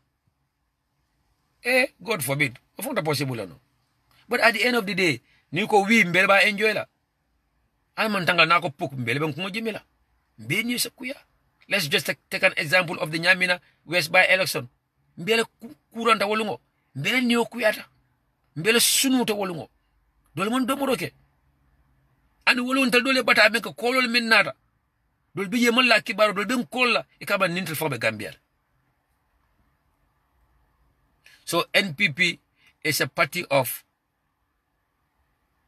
pornographers. NPP is a party of Jamfalal betrayals. NPP is a party of Kuma Kensen Folal, many alonko, a selfish individual interest. Wale sambaje footwear nyutak. NPP is a party of disgruntled and desperate people, and they will be using desperate measures. They will be taking desperate measures. They will be doing desperate actions to win people. Instead of yala program wafi, yala manifesto findi, yafu mole mine achieve, yafu mole nyineke. Instead of yafu mole bile arama baroye loya abo bay, bile arama baroye Amadou Sane bay, bile loya arama baroye astafura ale haketu, bile arama baroye loya abo bay, bile arama baroye Amadou Sane bay, bile arama baroye lamin nambundi babay. At arama baroye I mean achieve as a government. I mean no afaye, I mean implement no, I mean project launch no. I mean do kula kumase. I mean accomplish no. Bela UDP unkol bayala monsa kunda kono. Bela UDP unkol jinda la boso kono. At NPP unkol challenge wala. Alafu yele manifesto bondi. The only political party in the Gambia me alonka manifesto sura nikabi. Anikabi wole tero me alonko IEC wala release. Bile NPP be register la. Ya arama baro term as an interim leader. So is he still an interim leader? Me alon ko nindara luwa nin karo luwa fongala silola amanya kala a leader and a secretary general of a political party, because he's still a president leading a coalition government. He's still an independent candidate as a president. So once again, Lamin Jai, Nafo Lenu, if they are nice, we'll be more nicer than them. If they are rough, we'll be extra rough on them. Period. Tit for tat. Fire to fire. UDP is touch one, touch all. I repeat. Lamin Jai Tana. If they are nice to us, we'll be more nicer to them. But if they attack us, we'll be more rough on them. If they try to be rude, we'll be more rude on them. So at the end of the day, it's going to be tit for tat. Fire to fire, and wata sabula man focus na program ka wata sabula mo enter distract no, and wata sabula ndamale misunderstanding soro wala UDP nkolu annan haklo to nyoto wala ka fo buka misunderstanding bay ka fu jamala molu ila misunderstanding buka bay ka sobbi nyolo buka bay ka little problem soro now and then buka bay, but at the end of the day nkanala na regroup korenge anu nyanda ka woleke. UDP is touch one touch all. But ni momo UDP ko damaje nyole yeda boni je fang dama ko fole ile kumbe nyawanya ko fole inila hasidi yani la jawya nyawanya ko fole iko UDP ko ka nyo fasale UDP ko le fasalo wala ni me UDP ko damade dindi nyole yeda boni je ni me sara jaaju ni fode jawra je nyole yeda boni je de nko ni me pas bayo sonko ni kekendo de nyole yeda boni je de nko ni me timala wato ni jara sane tara nyole yeda boni je de. Because at the end of the day, until UDP ko ka regroup le ko nga cleanti. So I continue wonyama touch one touch all. Until UDP ko alma ale njare bi ñoo kanola way. Alma ale njare bi ñoo kanola. Alma alka sobi dundin damal tema. Alma alka setano dundin damal tema. Anu alman tankala setano damal tema. Until UDP ko alma ale njare bi ñoo kanola way. Alma ale kan hakilo samba banku do ko damaka akan hakilo samba kayra ko damaka me alan ka wolbe kayro samba lan banko ka. Alamantel UDP ko alakala sonde modina kala kuduni sonde mon ko melan ko is all gonna be about Gambia kendo pour Gambia dingole a better Gambia for the younger generation and the future generation. Until UDP ko anin Gambia ding kendol the responsible ones for that matter alma alakala nyin dundi sonde mon ko me alon ko be Gambia dam marji lan ta dulaje la bal men fan yalon ko filitale setano le kutula men yalon ko mo jawole kutila mo jawole yelemandi alma ale ifali alma ale kanta ay murundi nam back to their senses ba modol beje fo wole kasara modol beje danko mu daro mal fa padal modol beje tutu bilano modol beje fa alfa ngol halaki. So at the end of the day men ku mata jandro wala mindu do UDP mo ñu ñor Gambia mo ñu ñor ak doomi Gambia ni ñoo ñu ñor budu men ka fako Gambia ñoo ñu ñor bokkuñ fen 90% of them are cigarette admirers of Halifa Sallah and Doy. Men ka fale ko ñun Gambia mo ñu ñor boy ko ci ben political party du rek wul ya dro dem. Most of them are cigarette admirers of Halifa Sallah and Doy, but they feel ashamed to come out pour ka tandiko itelamu UDP fasal Halifa Sallah fasal wala Doy fasal because ibe party the party malan ko is mbojo party is a gele party or social boys club pour la party yobo. Fatu Kabara is a cigarette admirer of Halifa Sallah and Doy. Musa Jeng is a cigarette admirer of Halifa Sallah and Doy. Banka Mane is a cigarette admirer of Halifa Sallah and Doy, but right now aka NPP from Fasa because of illegal business on making in Gambia. Afanam footwear mutak. And these are the people that used to call themselves the warriors during the struggle. Say why Gambia neh. Somebody in Gambia nkolu kachaja for the manding. But not this is not the right time. Pulka fintinang and usually muka fintinan tem kacha ni wabe caring or left token kasila comfortably new jakaro akian na kacha fa anyama. But nala jembe siri motokono drambe kibaro kidi kandro emergency na dimealonko we cannot wait longer. So nalo ko suwe kurim bake Gambia right now Europe and in Asia mafora. But remember young right now Seattle is just 5:25 p.m. so until bena wula loko until mansuti ala wado fora sakasella. But kamala mbafala loko la barka bake again quickly Gambia no dole fana mi alanko NPP support ala mati Baro support ala mati and according to the information I mentioned I cannot verify that yet but make Baro deny so bindi mena ko Max Jones lemu atalba account on koma Max Jones yankuba damfa membe NPP membe Baro Media Empowerment ikatele be o fake account o koma o fake account o bala mento be safrenye kafa ansumana damfa o ansumana damfa na UDP TV&MEDIA logo a wolata follow nu ay TikTok account o yelal nu ay Instagram soto nu ay to yusi ka foto me ko ansumana damfa to kirmo be nunje UDP logo be je aka UDP nkol nen aka manding kol aka surwal ne aka fulol nen aka sidol nen police afako UDP nkol lem.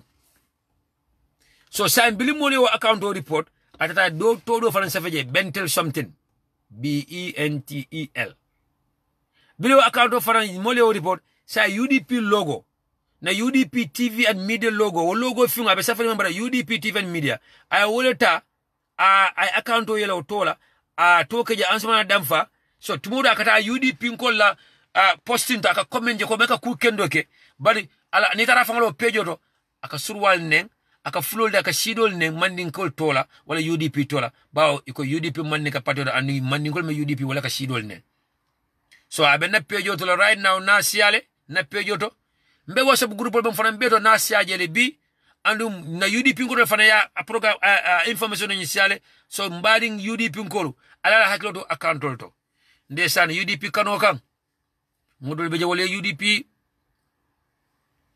logo je dawra do ka accept ya UDP kano kan ndesan dol be je friend request je from someone me UDP logo so wala ba osen no natalo waja aji mi sekala natalo ndesan they even feel emotional, they just go straight ahead and accept the friend request. But in Baldarila, Badi Gambian Guru. Being a friend with someone on Facebook is all about ni mama ni found, but in a money interaction on those don't know. I can comment on a post, I can comment on a post, I can interact in one way or the other. But you more accept me along of Anita Natalo to Walaita profile to Walaita biography to book a thing about that person. Wala sabu muka friend request do ta do kamera nam fana wara wonde na UDP ko do famba ya ko UDP ko lo mati ako ata mu edda ha UDP bala friend request o kinyi nan tata fenti je men sa tani nako har maddi ngol be jam fula wala mu daya monol lemu motol lemu samatol lemu natalo do bala fonko bala. There's nothing who can tell me that fanyi mu har maddi ngol ndafa mala fa jino le famu ay friend request kinyi na atara message fana en sa be ka tanu ka temu daya ha UDP ngai ko bro or whoever you might be, what makes you to think that I will reply to your message or I will accept a friend request from you when I cannot tell or have any idea or clue about who you are? It doesn't matter whether you are a diehard UDP or you are born again UDP.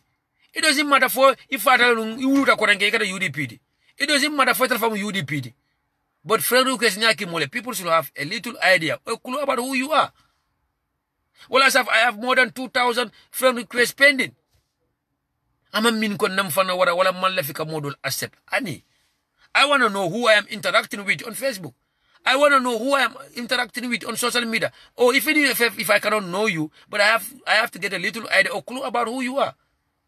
For fintele, for kotele, for jinole multibang, for musilo multibang, for kele multibang. I have to know or have a little idea. But how do I do longamandia? Wodo nying ansumana damfa ay frenu keski UDP nkolla almanna taljeje me alanko asatana la ko nyam ansumana damfa di mo beba accept la do dia accept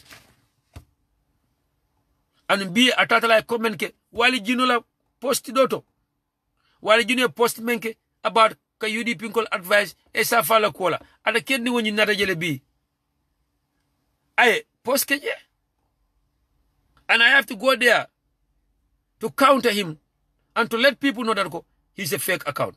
He's not a UDPian, but an NPP hiding behind a UDP logo. In fact, some are saying that it's Max Jones. But at the end of the day, I'm saying that. So once again, Allah baraka bake for your time. Allah baraka bake for all the support. Allah baraka bake for your time with me here. Namara dwara nyawnya na montro wade kilinka yan. Gache jala ma wa UDP nkol. Mol findida wada findina molka. So kuda nyawnya le findina molka. Wado deteta nyawnya le findina molka. Wala nan telefonang na al promise nta batala inshallah. Nta batala, nta ndahala, nta wasala da manta maye chenye ke Gambia, da manta maye o dictator jaweta, da manta maye ana baro na nafika kafo, ana baro na ulia kafo, ana baro na pati kurungo mi alango ye gambenol jamfa, ye gambenol nimisandi, ye monindi.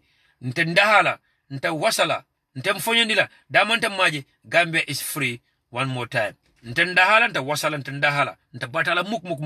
Mbe sino balial talale, mbe nendirol talale, mbe dankol talale, mbe personal attagol talale, but mba make sure that we the staff and members of UDP TV and media, under the leadership of Brother Fode Jawara, we're gonna make sure that we lead in the fight and in this struggle to Gambia liberate. Pour make sure that a better Gambia soro. Pour Gambia dingoli anina soma alfal. Pour Gambia kendo soro. Me an na musolu. Nin konol bela ite mira la foni be wulle be falal ba. Fota fala. E Gambia me alan na musolu ni tara leptano to ibe jaral kendol soto leptano kendol to with professional doctors and nurses mba make sure ko health centers sol be Gambia ibe turn into hospitals under UDP Masakunda wala sabu na party leader ko ate fonyola ate dahala anu ate wasala damanta maje e beta Gambia e soto pour Gambia dungol e beta Gambia e soto Gambia melan ko na soma alfalu ani the younger generation ibe sama kende soto la loya Usenu Dabo under his leadership a beta Gambia wala munti Gambia me alonko there will be no fans club named after the president. Gambia me alonko there will be nothing like a youth movement named after the president. Gambia me alonko there will be nothing like a movement named after the first lady. Under his leadership, UDP Masakunda by Mexola nim president bita tola convoy tita me alonko at the end of the day a tour will cost nothing less than $15 million. UDP Masakunda no be searing under the leadership of His Excellency Lawyer Usenu Dabo, there will be nothing like Mandinko let at president with State House, Surwa let at president with State House, Jola let at president with State House, Sero let at president with State House. Nko under UDP Masakunda, under the leadership of His Excellency Lawyer Usenu Dabo, there will be nothing like ikana mitino leke. Ikana mitino leke. Ikana mitino leke State House shoot at tili. Puka president midi, ka mota fala, wala ka mota bala. Nko Lawyer Usenu Dabo ko. Ate dahala ata wasala ate fonyandina da manta ma yako karambu boso le soto menkele na karambu non samba karambu to ikala ta watola ikala jiya watola Lawyer Usenu Dabo ko ate dahala ata wasala da manta maje Gambia office do kulal nyaka bo Senegal ma da manta maje Gambia no ka proud wala Gambia no be sawala pour ka Senegal andunga kate dahala pour ka damante amaje ko Gambia the private sector is dominated by Gambians, is controlled by Gambians. Akwate dahala damanta maje Gambia have an environment melanko foreign investors will be willing and they will be ready to come into the Gambia at any time to invest. Lawyer Usenu Dabo ko ate dahala damanta amaje Gambia is corrupt free and more importantly memala consanti wala mnyinti victimol nyada be fitala victimol be sewola ele men fata wala be sewola la karbulo kono and injustice be safla abekala fair and balanced. Somebody in Gambian Kolo, if you have not decided yet, you be sitting fence or come, you go mala beji mala fasara, UDP Masakunda fasa. Vote for Lawyer Usenu Dabo, come December 4th, 2021. Inshallah. So on that note, na tentu naljai ninkuma faraja mandi ale haketu, nimbloda men kasida ale haketu, ninkuma faraja mandi na memfala, wala me fanje na kumokono, ya haketu. I don't come here to have any personal issue with anyone, and I will never go personally with anyone, and I don't have any personal issue with anyone. But at the end of the day, Tonya Wulunga be folale, abe lari nyama be fola wala nyama, namo nyama be mbasatla wala nyama, ya fonye nyama mbalandi la Kenya bada wala nyama. No stone will be left unturned as long as corruption is concerned, as long as nepotism is concerned, and as long as injustice is concerned. And this is the motto and principles of the UDP and UDP TV and media. But on that note, good night. Allah barka bage. Alma alay continue kan sawo Kenya mbadi Gambian kolu. Alma alay continue kan sawo Kenya mbadi Gambian kolu. Alma alay continue kan sawo Kenya mbadi Gambian kolu. Alma alay mbejo nganiola. Alma alay mbejo nganiola. Alma alay njalbindi nyokarola. Dal UDP nkolu alma alay njo nganiola. Alma alay njalbindi nyokarola ntanga kataro ni shetaloma. Na UDP Masakunda alma alay alonji ne comme December 4th ba Usenu as our president elect comme December 4th.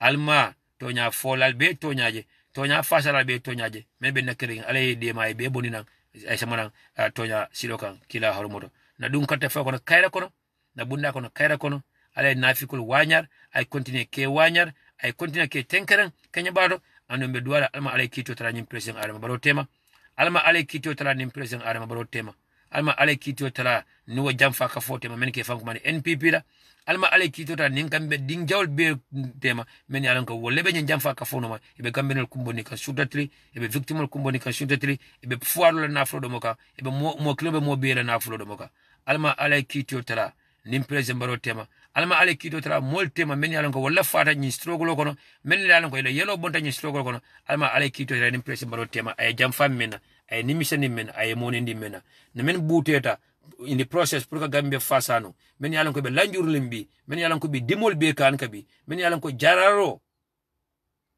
man soto no alma ale kito tara nin president baro tema anara jam fanka fo min kata NPP di be du wala talal men kam to ko fa keba kolignol singulis nyasi nyolu femi pitas nyolu solo kurum man nyolu men kam to ko solo sande nyolu men kam to ko lamin manja nyolu na musu jambaro men ko buteta dol fada kurama la dol ka yo dimol men be soto yara bata da be bela ama min ko fawla international sabu ya soto anu gambela kule ya sabu ya soto no e beta gambela sabu ya soto no alma ale kito trading adama baro tema ane NPP jamfa ka foni because ye monele ay jamfale ay jawol sawolo nima so kamala mbali inform la nyum fanan janko alma be tankala man sa jawola a fomon diade mbali ngamben ko a fomon diade ba membe la ngambenol kam bi ya jamela be lankan ni sik nim politiko mi alanko nka samba sik kelola nim personal attack memba ke kam politiko kono bi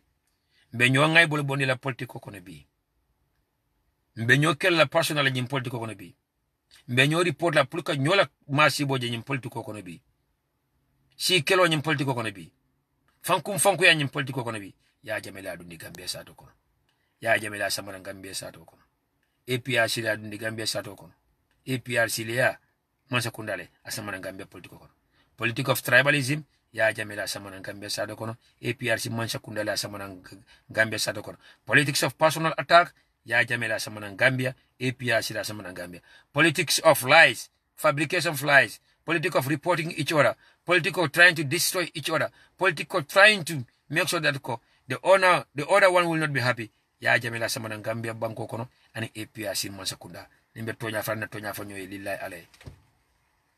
But at the end of the day, I'm until Dema, I cannot consume. The politics of hate, I cannot consume. So, Kamala, many alango, if you are a victim before, ite manyana sonna kala victim odi kodego, wale manyana sonna, yemodo ka victim odi bi. Alina tonya fonyoy. Alina tonya ulang fonyoy.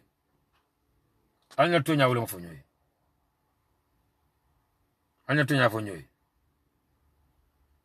So, thank you so much each and every one of you. Again, mbari musolu.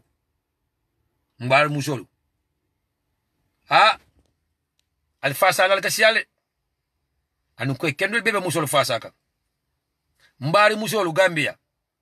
Nanyolu. Na antilu. Ke kendo be nyanta ka musolu fasa.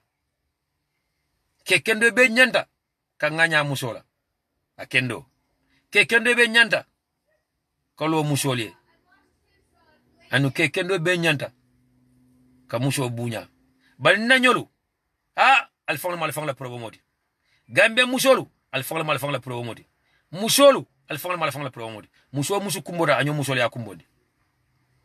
But at the end of the day atel musol will be pointing fingers at men. Go danko jigen danko yerem jigen danko wala treat comme queen jigen danko saragaral bal muso kumboda anyo musol ya kumbodi. Muso promotion ala fudu bungo kono anyo musolem. Muso na kedun tanyola anyo musolem. Muso kumboda anyo musole ya kumbondi. Muso neget picture findita anyo musole ya bondi. Ndesan. Na lamoy Ramatulaay sawala. Ramatulaay Jallow la programme wala le. Ramatulaay Jallow of NPP anyo musole wo nataro bondi. Anyo muso wala ala nataro bondi. It's very sad. At the same time, musikilin ko ntele nal bunya. At the same time, musikilin ko nal horma, nal value, nal kumayne, nal selendi, ba tele be nyo keleka. Andon kunu musole o dibed menke. Do di amuta jela fode. Ako musolu atele be nyo keleka politiko kon. Musolu alko ke wolienta chance di dalale. Musolu alko ke wolienta chance al selendi dal. Alko a woman leader will be better than a man leader or a male leader. Bala musolo atala mantra nyo fasa ka atele be nyo keleka. Musukumba na nyo bejana. To fobal bejana. So musolo atele be nyo kelekande. Atele be nyo kumbondika. Atele be nyo ngai bulbondika. Atele be nyo jindikan duma. Bodo. Danal be kumaya no wala molbal kumaya no. Alla finyola. Alla finyola folo. So kamala mbeñ opportunity tala kay yakumba jayte congratulate Yakumba Jaite of UDP. Yakumba Jaite, the nominated member at the National Assembly. Yakumba Jaite, by Oshorila Yakumba Jaite. UDP Yakumba Jaite. Congratulations. And thank you so much for that great and extraordinary performance Yemenke at the debate yesterday. It is clear that you came out first. It is clear that you won that debate. And it is clear that you are the only one who talks on issues affecting the women folks. But again, Patio Patika Fatale too. Karnam will honorable my fatigo. Tida Bobo Kejera came out first. Man for and But congratulations to all of them. Yamundau, Tida Bobo Kijera, Yakumba Jaite. The other one I think is Fatu, Fatu Jallo, APRC. Congratulations to all of them.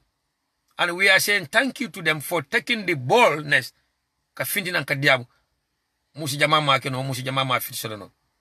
So we thank them for that. They all did great. They all did great. And we should give them the credit that they have accepted the challenge to come out. But Tonya Fra no be full of monk, UDP ko mo de Tonya, but mo bi anako debate ya kumba jaitele ya win. Yeah. Angale fola Karola wo. Been on point wo. Kala na belani nyame wo. Ya kumba jaite. Wale ya a win. But topiko do fana Gambia mude. Topiko do fana nyinin kata o debate o topiko de wol do ente kungo turnendile. Because for the first time, I heard about something called marital rape. I might be wrong. Marital rape. Is there anything like a marital rape? That was a question from Haruna Drame, the moderator. What is marital rape? Do we have anything like marital rape? Budin kamusolo kontani ni bang, wala kamusolo sewen di bang, wala ka boss di musola, wala saba no topic sifana na marital rape. I don't know what is marital rape. I might be wrong. Ni malong, balita floko mol malo. But I've never heard about it. I went to Google it to see what is marital rape. I cannot even see any a correct or a clear definition about marital rape. So it was kind of funny to me. So Allah baraka bake for the support. Again, nim nada anytime mbek o amisabale audio play la beba la moela. So mbal konton namfan koto mabe na timala wato. Thank you for your commitment to nation building. Be brother Lamin Danjo kontona and brother Seku Jadama mbe mbarindi Binta Sise all the way in the Gambia and mbarindi do gafme Apsao also in the Gambia ani idoma minkata Mariama Siseti and Abama in Ibo Town mbe mol kontona jamin kamta ko Sira Suso brother Fai Jaune ani moni min kamta ko Ibrahim Aladrame in the Gambia, my partner in crime Bayo Sonko, and in comrade also on the ground, Menkada Maimuna Sajo Siseti. Mbemo faram kontona jamin kam to Binta Damfa Sima membe Norway, and in a brother Menketa Lamin Njai, and in Thomas Sanatrawale, membe Ukraine, Hadi Chati Sire, Jite the birthday girl also in Ukraine, F4 Muaziz Kor, Hadi Yai Maimuna Njai. Maricha Mane, my lovely sister, be kontoneja. Kadi Sane, Stockholm, Sweden, anin Jiki Sane, Wafanambe, Stockholm, Sweden, je, Balbe kontona.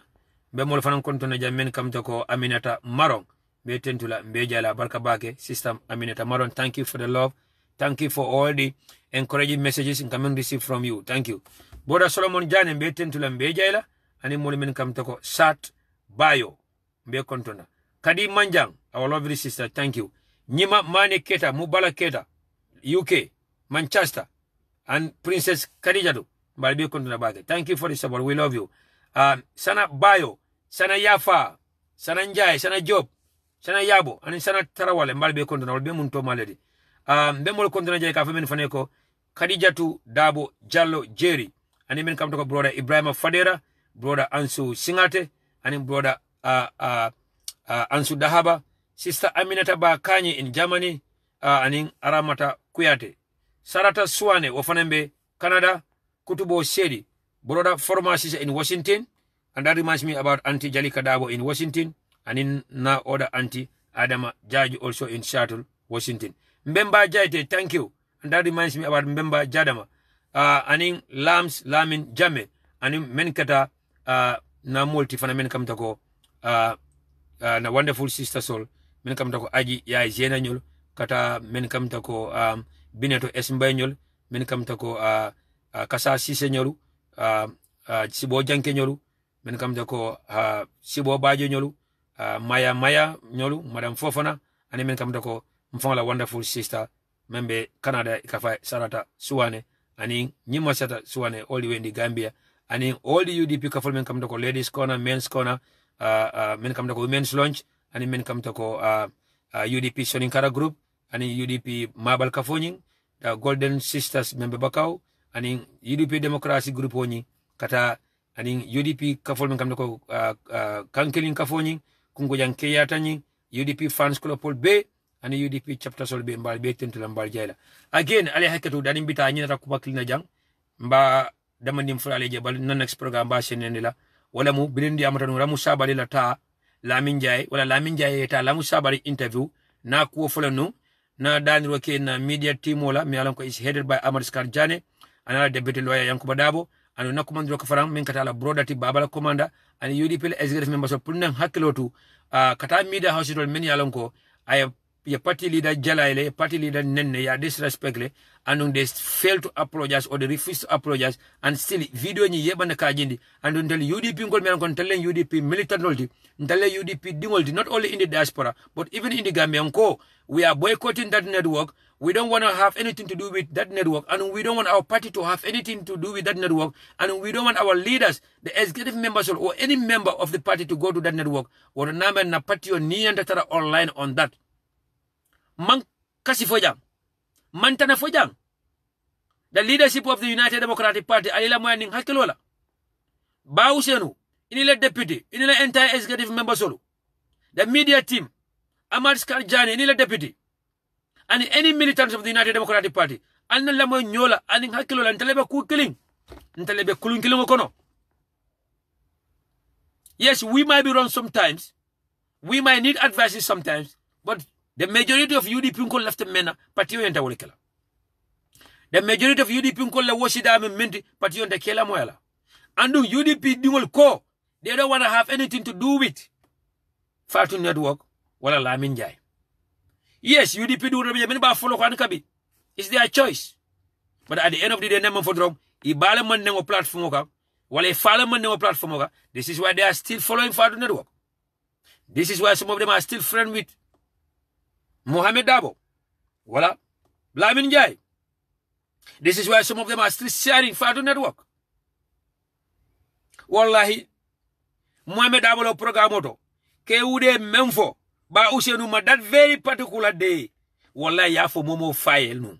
Wallahi ya fo e baye no. Ita Fatu Network blog la damade. Ita on friend na jalonde. Maybe ba sambal kiti o fangolale. Anite dana boycott damado. Woto. Do unto others as we will like others to do unto you. And then you diplomatic siyala jana why. You so-called intelligence or the so-called smart ones solo. And the funny thing is that some of them who call us that we are rough, well until controversial tele, well until man civilized. Now do they approach us. Kamanjara na kullo dol faja. Ni kibaro so lafta mefo. Wala kibaro so lafta mule men di bonk. They come to us. We are rough, but they still approach us. They send us audios. They send us messages for us to talk about that.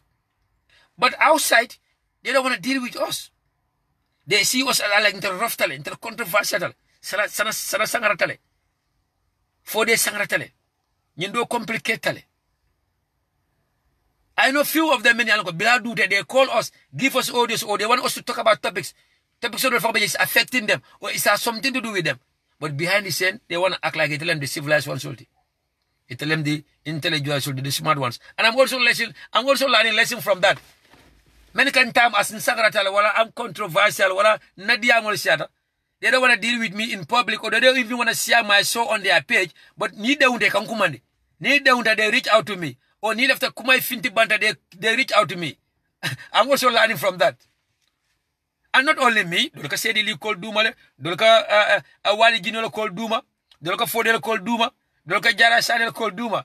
Because in Tele Dacia and tell them the talkative, so they want us to do the talking for them, but behind the scene, it tell them the diplomat, it tell them the so-called smart one. But not less in all and will tattle. But will be just ignore them by on Kafla and Teleba quickly. Melembella for the UDP Masakundala. I said a Karnani wrong, all to Taji. Inshallah. Maybe Mekla no in the Facebook.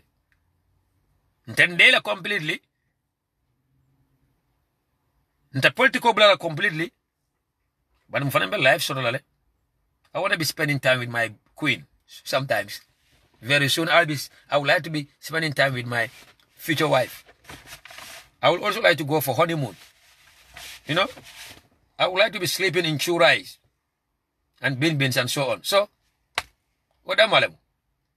So mbe dadro kala menna jandro wala mu afle mina nyina la fa lafta da min to senyande wala mu ko Lamin Jai, mole ya as alijante planning for Ramusabale interview soro. Okibaro France Senator Male, after my investigation nake, and immediately after my show on Tuesday, Moyon Kolbanyon, make mube senanima, meaka a fallen number Daniel Lila Alay, Anatra on the same page. Mole alijante, plus Lamin Jai, Ramusabale interview, and UDP Koloke. UDP Koloke. It's funny. Baba ndo kume nkono right now malafi molie jelena malafi yafo UDP nko dama benyola malafi yafo ko saraja UDP nko attack wala nyong UDP nko attack and I don't want to respond to any fellow UDP no promise o kanu njane no kalo kanu njane nko I will never respond to any fellow UDP fakan nenne bang fakan ndoyala bang fakan attack la I will never respond to any fellow UDP for the election obotal so no kalo menke wo kalo lafta wala maintenna and not mem promise the beautiful audience left a call promise or keep. But me Daniel Kela, na duda kumo do bekla folale. Na duda tolbe kumandilale. Na duda lamoro mantra keka anu amanibe menkeka na joka be parti ole tinyala. Tolbe folale. Anu nta mansila katonya fo moy. Anu mansila kana live comme to kumani mialo ka be parti ole tinyaka wala ben agenda tinyaka. UDP nkolo mbal Daniela anatra on the same page, especially na SGT4. Na ese difficult na nyaton kol mbal dalila na letra on the same page when it comes to Fatu Network. From His Excellency Lawyer Usenu Dago. Malafia interview deep Fatu Network la wala any official from Fatu Network as long as video be santule manson ka jindi. Ntele mule kore ulati. Ni nenta akang niyo kuyale. Ni neng nka sino balia soto jole. Dole ka kumbola foka siksiki ba Usenu. Ni neng dole ka sino balia soto jele. Wallahi dole beje kanon menkele mo kanon ke anila wulula alfamala ba Usenu ela koro ni ku je me madra kan ni ku ya bakele we are very akan ni ku ya bakele so ba Usenu be danila damante o video embe sante ma jindi yenen damen amanji o kewude yenen damen damante Fatu ne ko bo video jindi damante the president of Fatu ne ko man apologize and the CEO of Fatu ne ko man apologize ba Usenu UDP nkol malafi yeta interview soto Fatu Network.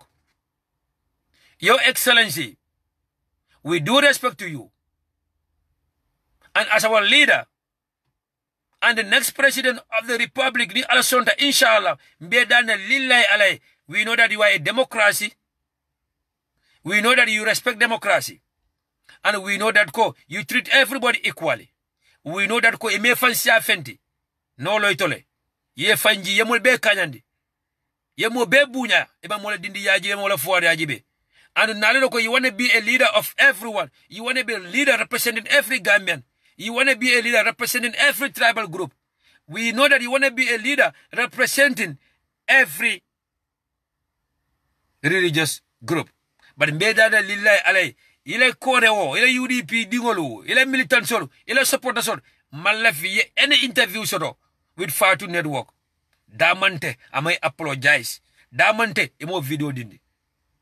Your Excellency, Party Leader and Secretary General Lawyer Usenu Dabo, Deputy Leader and Secretary General Aji Yamseka, National President Aji Yamunda Yabo, the second National President and Mayor of Banyu Rahim Maliklo, The senior administrative secretary, Menkata Alaji S. Daboti.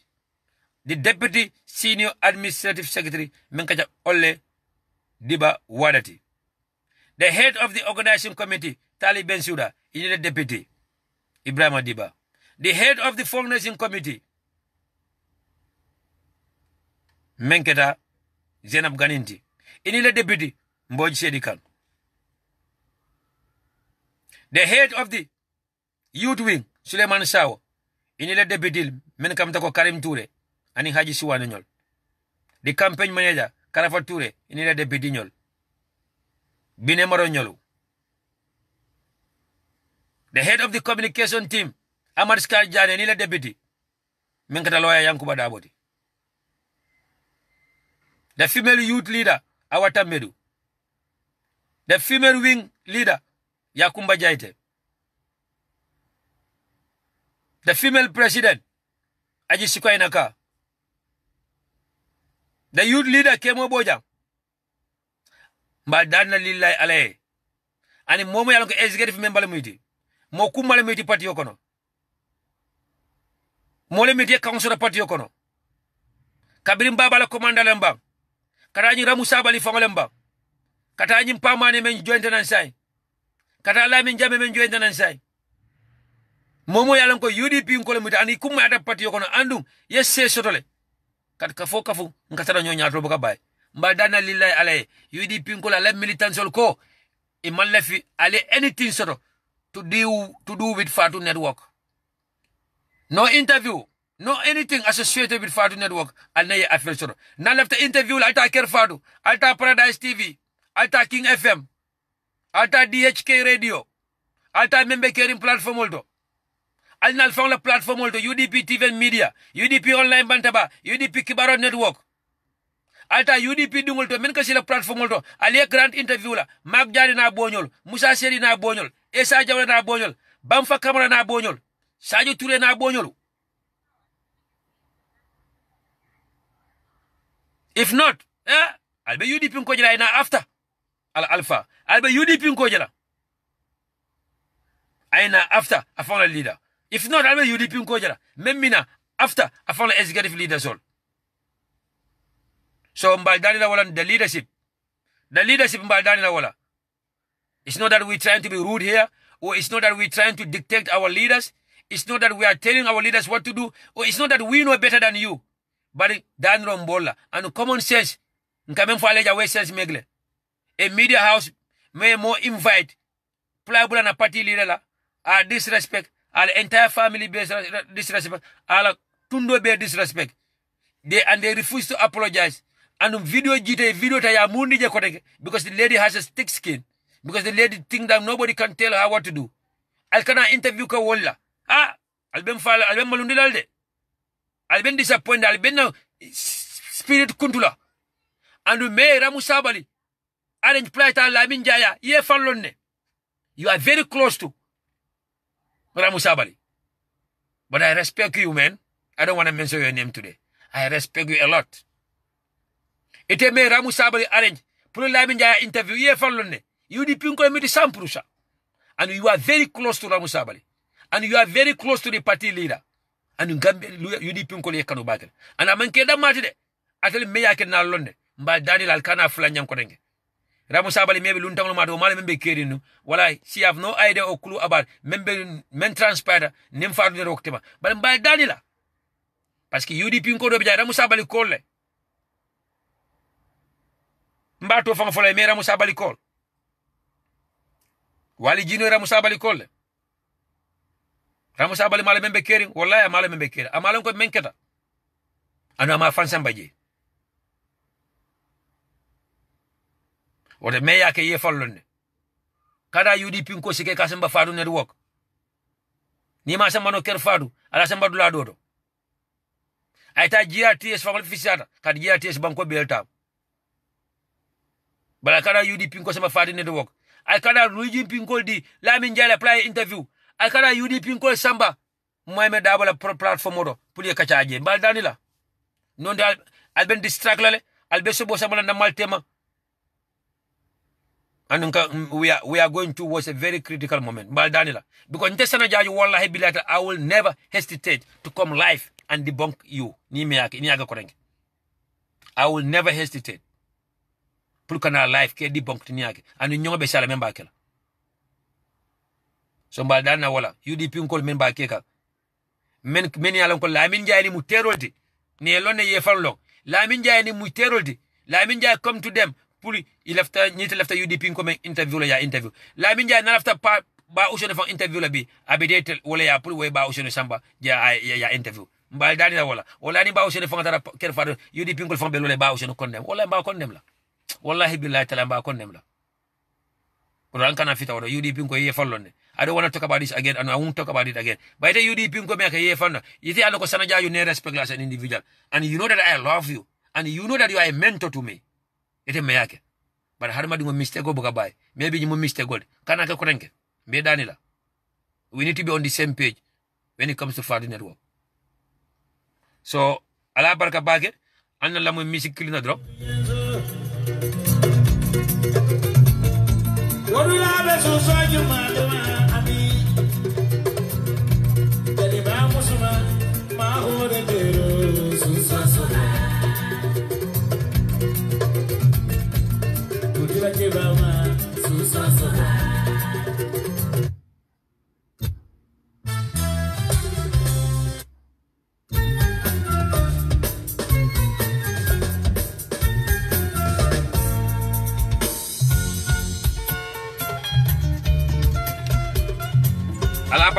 Thank you to each and every one of you.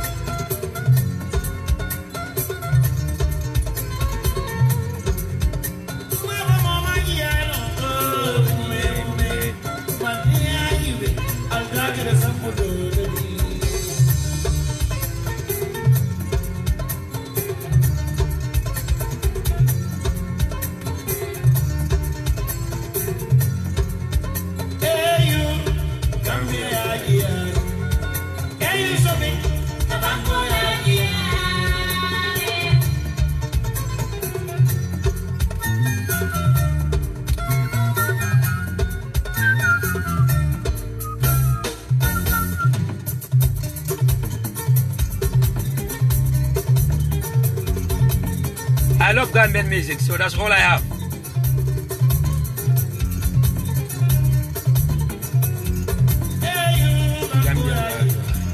Hey, you submit.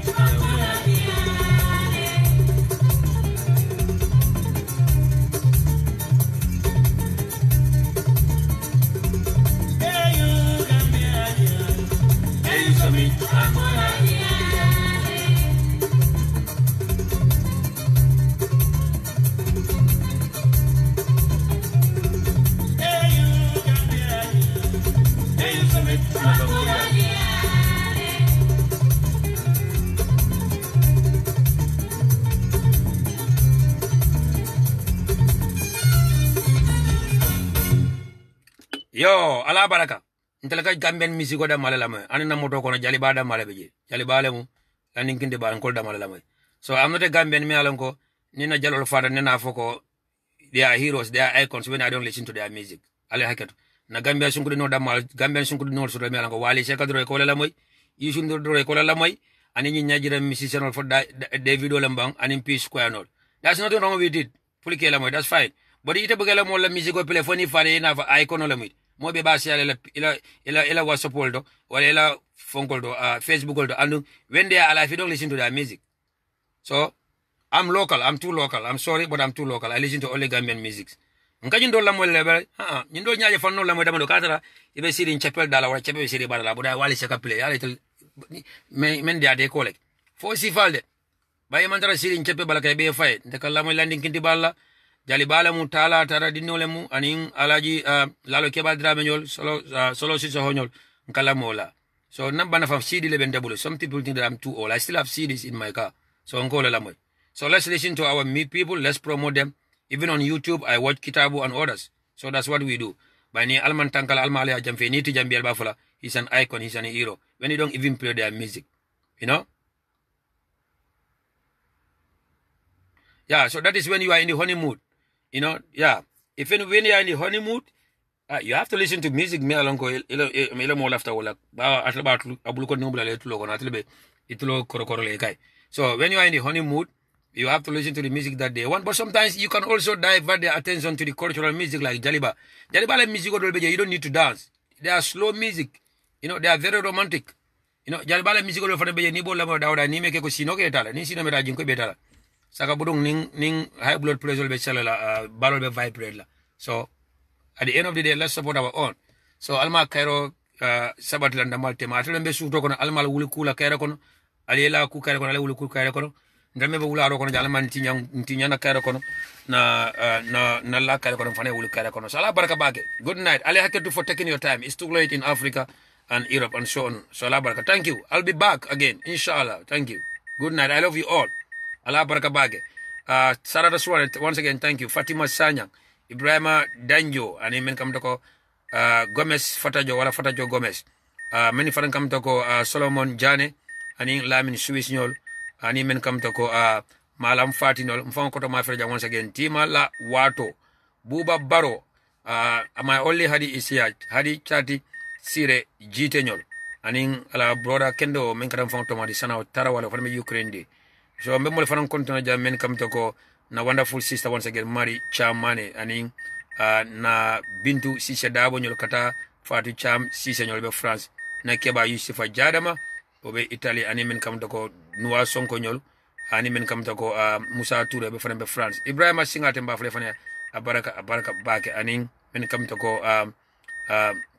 Mbemba Jaite nyol kata men kam to ko Kutubo Sedi nyol ani broda Ansu ya singata nyol ala baraka bake na men tofa mbal be kontona nabe natalol do la bal malanji malamidi by name and all names doesn't appear on the screen. So momo be jang nalon ko UDPA chapter France in Taiwan.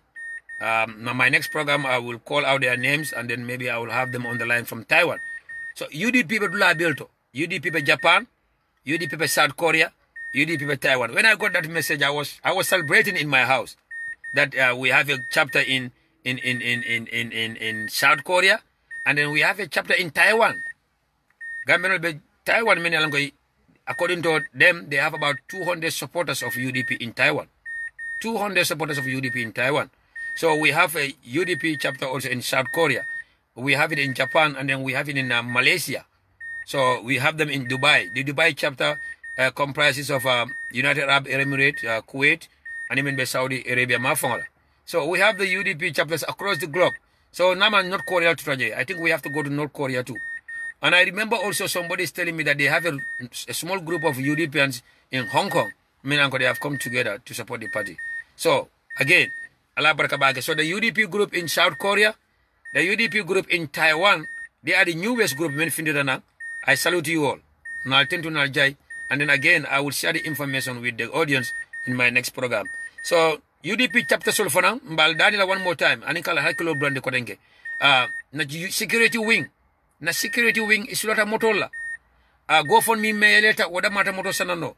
Chapter Sol into Kodo di la Patiola, no understand. Chapter Sol Batrakan Kodo contributes to the party, no understand. But na chapter Kilianinta, any initiative for the Motosang security wing.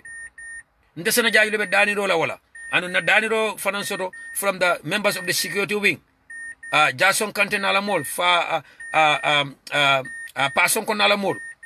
Wallahi moto be sura ngolal. So natro go for me to moto sanano wala contribution on the moto sida noima. Me daniro kela please. Chapter clean initiative for that. Ye moto sang patio security win yadira. Bigam bebe moto sodla not in more than $250,000. Yeah, pick up also not more than $250,000. Na sada $300,000 tambira. And the chapter sol jele ko di kam patio mentara as much as that.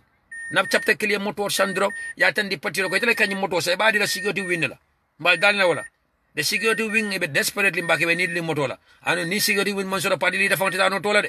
Party leader no tola. No security wing will mantraje. Na leader solti no tola. They will not be safe and they will not be comfortable during the tour. So medano kala one more time. Chapter killing initiative for Tadro. Ye moto sang yadi security winner. It will be very, very helpful and they are in need of that. Yamoy, Allah barakabag. Good night. Thank you.